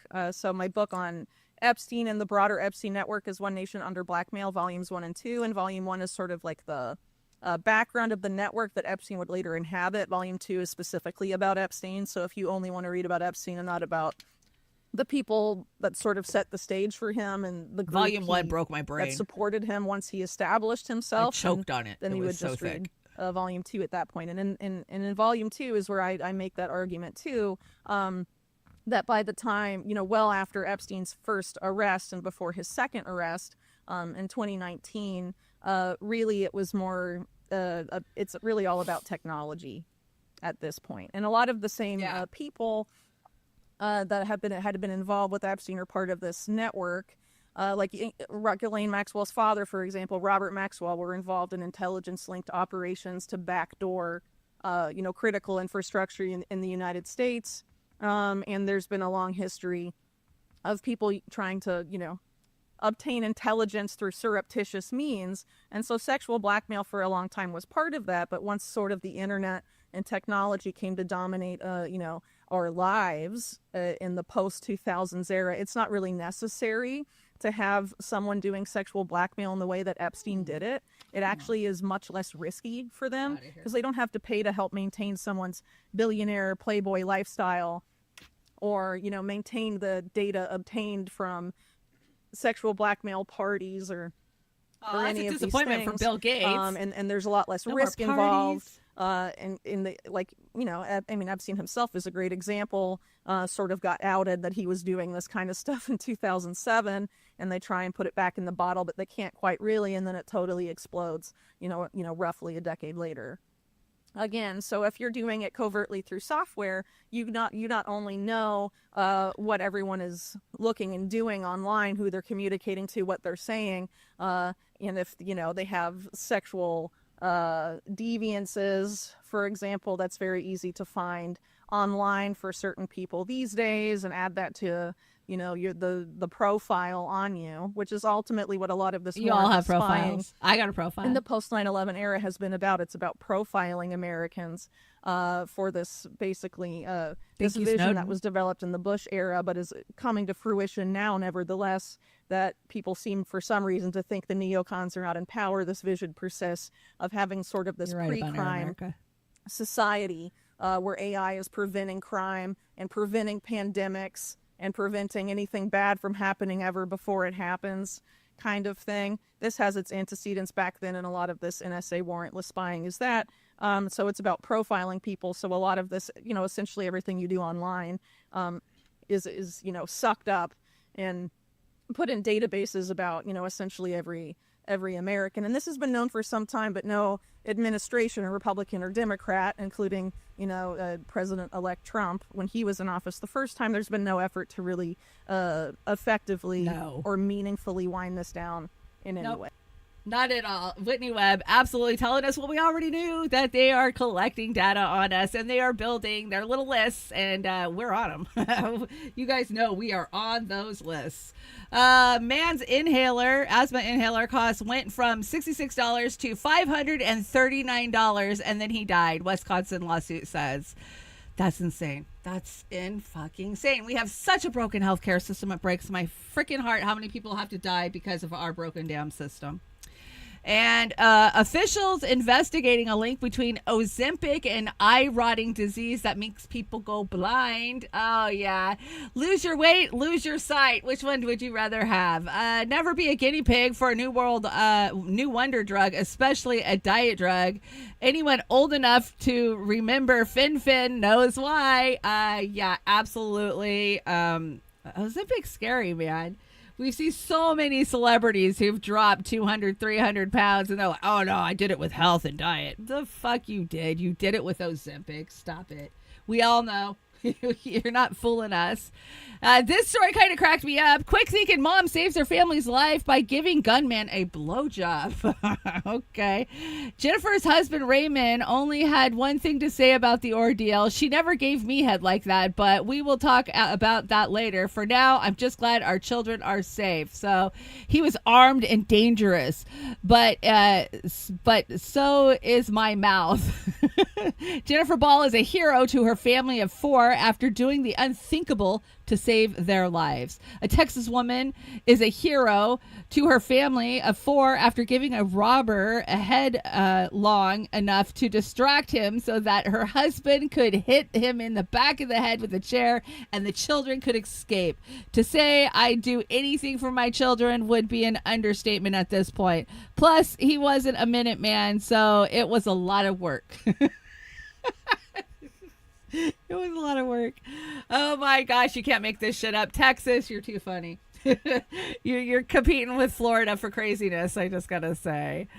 Alexa has some predictions for Florida. Now that we're speaking of Florida, what's going to happen to Florida in 2025? We'll just ask Alexa. She'll tell you. Let's hear. What does she have to say? Alexa, what happens to Florida in 2025? On September 4th, 2025 at 3:08 p.m., Florida will be hit by a Category 5 hurricane with winds as high as 205 miles per hour. Miami will be completely destroyed. It's almost like they could predict this stuff. Isn't that weird? I don't know. Alexa's always saying and doing weird shit. But yeah, we'll keep our eyes peeled come hurricane season to see if Miami gets wiped out. And Alexa was right. And let's see, 3D graphite oxide nanoparticles for cloud seeding patent, U.S. patent 2022. There you are. No, it's not made up. And I love the people that love to argue that cloud seeding is different than geoengineering. No, it's the same thing. What are you talking about? Just look up in your sky if you don't believe they're messing with the weather, because they are. And they have been for many, many years. Okay, we made it to Conspiracy Corner. What do we got in Conspiracy Corner? Oh, I was going to add the Adam Schiff United spot. Papa, I know you love them. And there was a really funny one, but I didn't bring it. So I know I've told you guys about this before. You know, there's a lot of questions about Anthony Bourdain's death. Why? Why did it happen? Well, you know, he happened to be at the Chateau Marmont at the same time, the Standard Hotel in Los Angeles, as Adam Schiff, when a young boy got drugged and R-worded. And the only witness to it was Anthony Bourdain. And isn't it just a coincidence that a couple of days later, he was found offed? Yes, that's right. This freaking blew my mind. I know, right? And that's why I bring it back to remind you. I always thought there was something shady about it, but I always thought it was his girlfriend, that Argenta chick. That, yeah, she was... I always thought maybe she had something to do with it, but I believe more likely that it was the Democrats covering up for a drug-fueled freaking, you know, incident that Adam Schiff had at the Standard Hotel. And that's why the United spot always makes fun of him at the Standard Hotel. Like, what happened at the Standard Hotel? I like hot dogs and pasta. Yeah. When you guys know, you know, right? Yeah. So is that the reason that we lost the great late Anthony Bourdain? I guess we'll never know, right? I guess we'll never know. So Hollywood, go fuck yourself. Last night was the Grammys. Did you guys watch? Dude, the Grammys used to be a big deal when I was young. Like, you know, you got your popcorn, your friends would come over. You wanted to see what everybody was wearing. Was the music you were listening to this year, were they nominated? It's not like that anymore. It is a fucking stupid shit show. And I brought you some of the clips to show it. So Kanye West brought his wife, Bianca Censore, naked, because hell, fuck it, why even wear clothes? I'm not even kidding. She had on this little mini mesh thing that showed everything. Her beaver was hanging out, her tits were hanging out. Like, if I tried to show you the outfit that she actually wore, YouTube would hit me for nudity. I'm not even kidding. So fuck the Grammys. Fuck the Grammys hard. It was gross. And let's see. Will Smith's children, that's right, Willow and Jaden, they showed up, of course, with cutting edge fashion. And I brought you a couple of clips because, you know, no more ball gowns. Just wear a bikini with a big trench coat and, you know, wear a house on your head, too. Check this shit out. So that's Will Smith's daughter, Willow.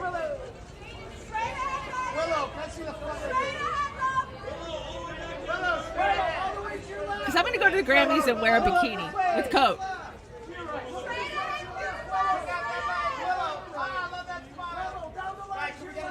I don't remember her teeth being that jacked. Wow.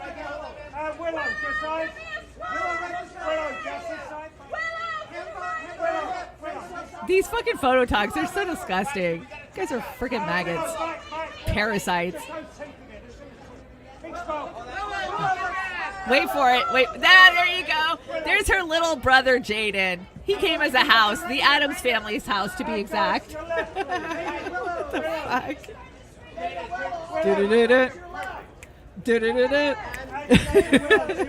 They're creepy and they're kooky. Yes, that is real life. I'm not even kidding. And the speeches last night were virtue signaling fucking bullshit. How abused the trans community is, DEI hires. What else? I mean, it was just disgusting. The whole thing. These people just love to smell their own farts, and it's beyond disgusting. And yet, it's not. Wait, there's more. There's more. Because Beyonce won the Grammy for Best Country Album. That is right. Beyonce. That's right. Cowboy Carter won last night and immediately, an hour later, announced her Cowboy Carter tour. So I promise you that the industry didn't let her win this award just because they're promoting her tour that's coming up. And ironically, she's not going anywhere that country music is actually listened to. She booked 4 shows in Jersey and 4 shows in LA. And I think there's 2 other shows, maybe in Chicago or somewhere. Yeah, she's not going to the South where they actually listen to country music, because they would call her fucking ass out for not being country at all. So Beyonce wins the Grammy for Best Country Album of the Year. I'm tone deaf music moron, except for when it comes to playing the flute, at which I am the best in the world.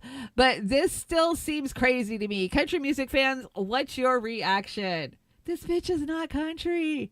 I'm sorry. You can't just put a country hat on or a cowboy hat and call yourself country. Who actually listens to her music? I loathe Beyonce. I got to tell you guys, I loathe her. I think she's talentless. I think that she got there because, mama and her family got her there. And this is just stupid. Yeah. Bring back real fucking music. Nashville is rolling in its graves right now. Nashville is laughing at her ass. I know, right? What the fuck? Who are some of the greats that probably won it in the past? Oh, I don't know, Johnny Cash or, Willie Nelson. But no, it's Beyonce. It's Beyonce.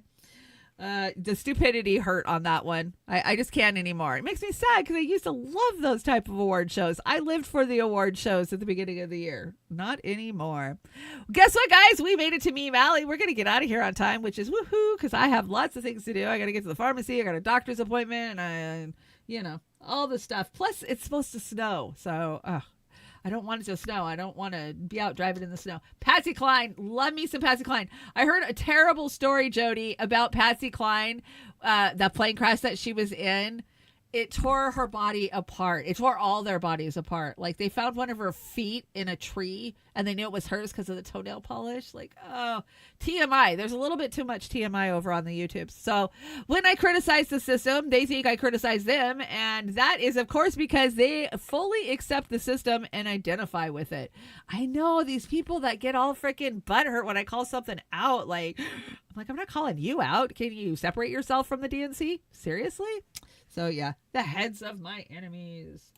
And your cell phone has already replaced your watch, your camera, your calendar, your clock, your alarm clock. Don't let it replace your family. Oh, that's so true. I've been watching a lot of true life crime while I've been laying in bed because I get worn out really easy and I lay in bed when, play on my phone like anybody else. And the amount of sad deaths for children because of inattentive parents. Oh my God. One lady left an 8-month-old baby in the bathtub while she was playing on her fucking phone and then couldn't figure out why the baby was dead 20 minutes later. I mean, just over and over, these parents not paying attention to their fucking kids because they're on their damn phones. So sad. Anyways, I wish I could create a better society that wasn't inherently soul crushing. Best I could do is pills that trick your brain into thinking you don't hate it here. That's what I do. I gotta tell you guys, I went on an antidepressant when I got diagnosed with cancer, and I think it's working because I don't get that depressed anymore. Anyways, let's see. Time to be productive. Wait. me. What am I doing? Oh no, shit. Yeah, that's true. Fuck, I'm trying to be productive, and then I go get in damn bed. And then it's all done from there. And when you wake up in the morning and feel like you only slept for 8 minutes. That was me this morning. I was up a lot last night coughing. I did not want to get out of bed this morning. My kitty cat, she demanded it though. That's what she does. I remember when being rich was standing in front of a penny candy counter with a quarter. Oh my God, that was being rich, wasn't it? $1. Remember having $1 and you could buy 100 pieces of penny candy? Those were the fucking times. Hell yeah. Just remember that there will never be a generation who fought harder against the wind than we did. Those fucking windbreakers, man. We had the windbreakers in the 70s or the 80s. Too funny. My brain just logged me out due to inactivity, and now I can't remember my password.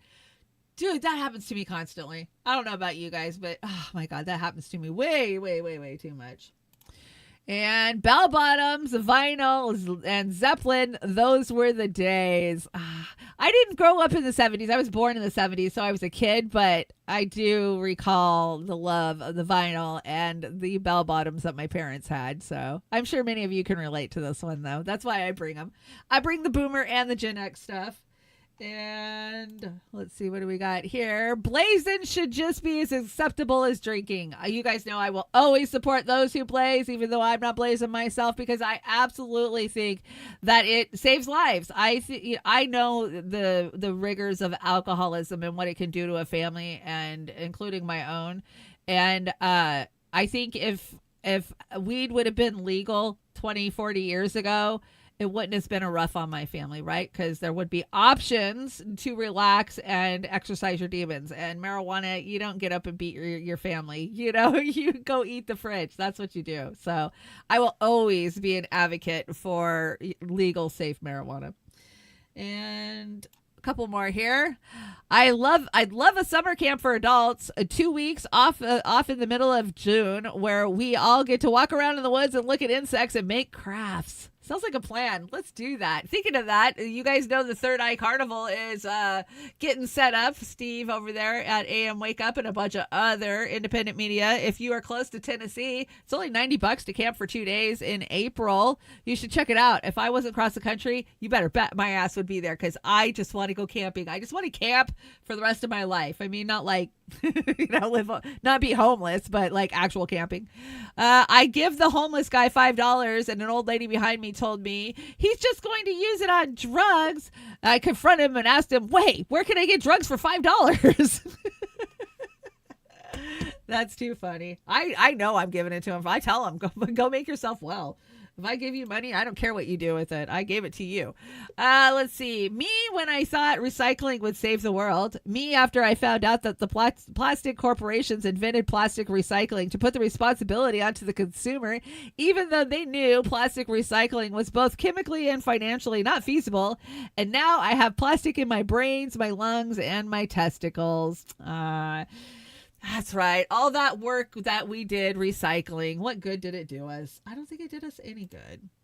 And when you ignore the laundry for a week, that happens to me, man.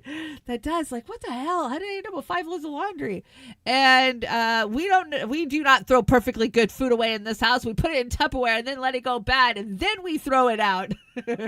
I'm so fucking guilty of this one. Sometimes I'll just throw the whole fucking thing out because I don't even want to fight to try to clean it. Like, I'm not guessing what that is, and I don't want to smell it, so I ain't opening it. Raise your hand if you do that, because I do. Hey, Jesus. What's up, President Jesus? Good to see you. And Old Man Barker, good to see you too. Hi, Lawrence. Yeah, we've had some people come in. Rad Angel's hanging out this morning too. Thank you guys for joining me.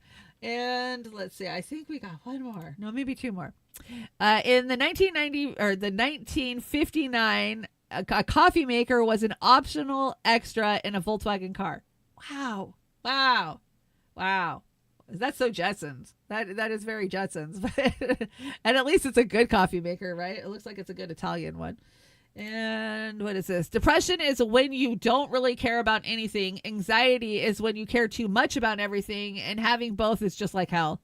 Yes, and I empathize with so many of you out there. You guys send me messages. I know that you guys are depressed, you're anxious. It's hard not to be in this day and age. And if you need help, if you're depressed, please reach out to somebody. Whether it be a hotline, whether it be just somebody you talk to online on a social media app. I mean, you're not alone. You are not alone, especially in this time and these years, with social media right at the tip of your hand. You don't have to be alone. Ring the bell. Let somebody know. And I think now we're getting close. Sorry, I can't come to work today. It's my cat's birthday month. Yes, it's my cat's birthday month. I will be staying home and celebrating with my cat all year round.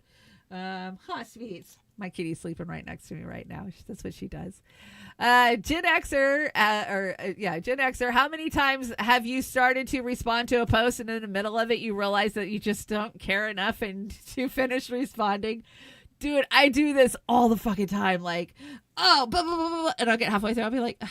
Then they're going to text back and I'm going to have to fight back with them. And this could turn into like a whole 2-hour anxiety ridden fucking conversation that I don't need. And I'll just hit delete and just move on.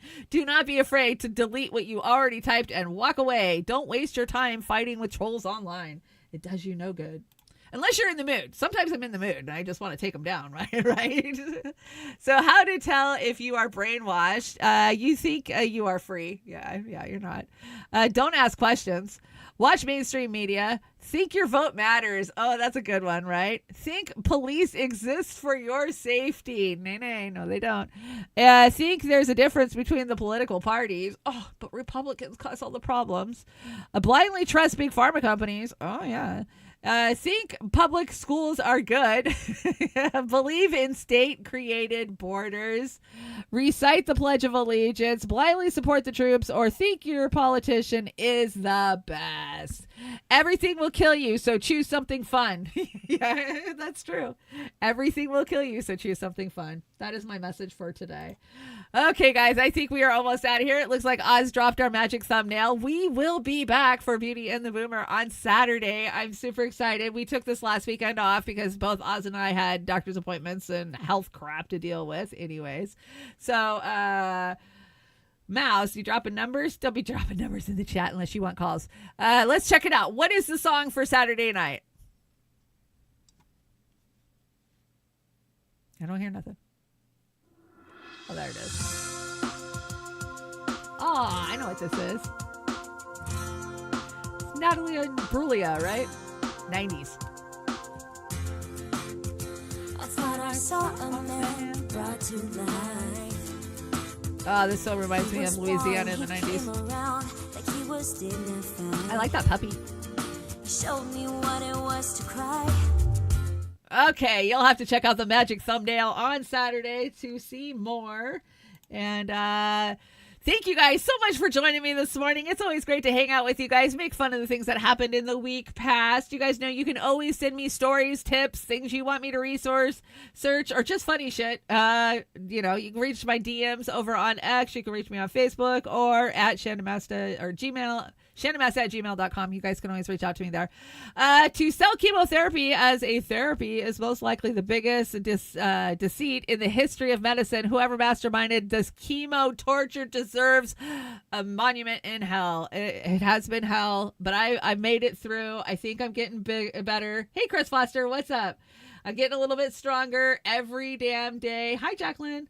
And, till I start immunotherapy, I'm just going to keep doing these shows. And I know with immunotherapy, there might be some times where I can't do shows. But as long as I am well enough to get up, get dressed, and get in this chair, I'm going to hang out with you guys. So know it to be true.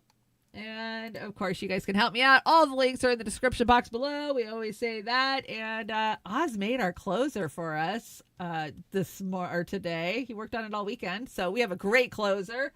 Let's see. Oh, and you guys can get some Joey's coffee. I had some Joey's this weekend. It's so good. So good.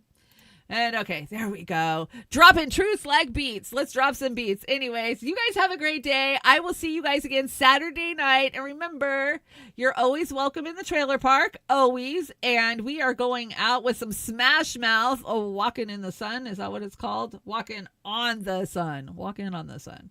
Anyways, I will see you guys later. You guys have a great, great rest of your day and your week.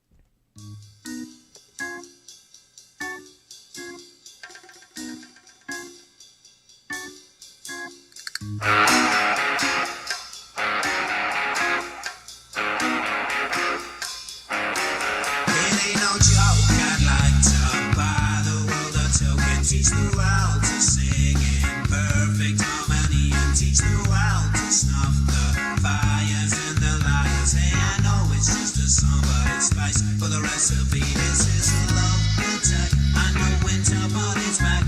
It's just like any fad. It retracts before impact. And just like fashion, it's a passion for the withered and hip. If you got the goods, they'll come and buy it just to stay in the clique. So don't delay, act now. Supplies are running out. Allow if you're still alive. 6 to 8 years to arrive. And if you follow, there may be a tomorrow. But if the offer's shut, you might as well be walking on the sun.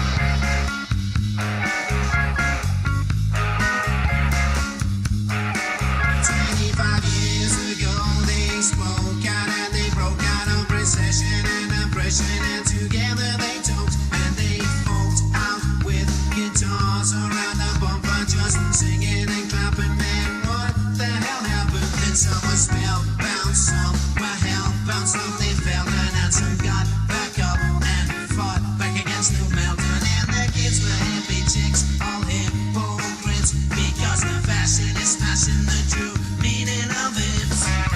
So don't delay, act now, supplies are running out. Allow if you're still alive, 6 to 8 years to arrive. And if you follow, there may be a tomorrow. But if the offer's shut, you might as well be walking on the sun.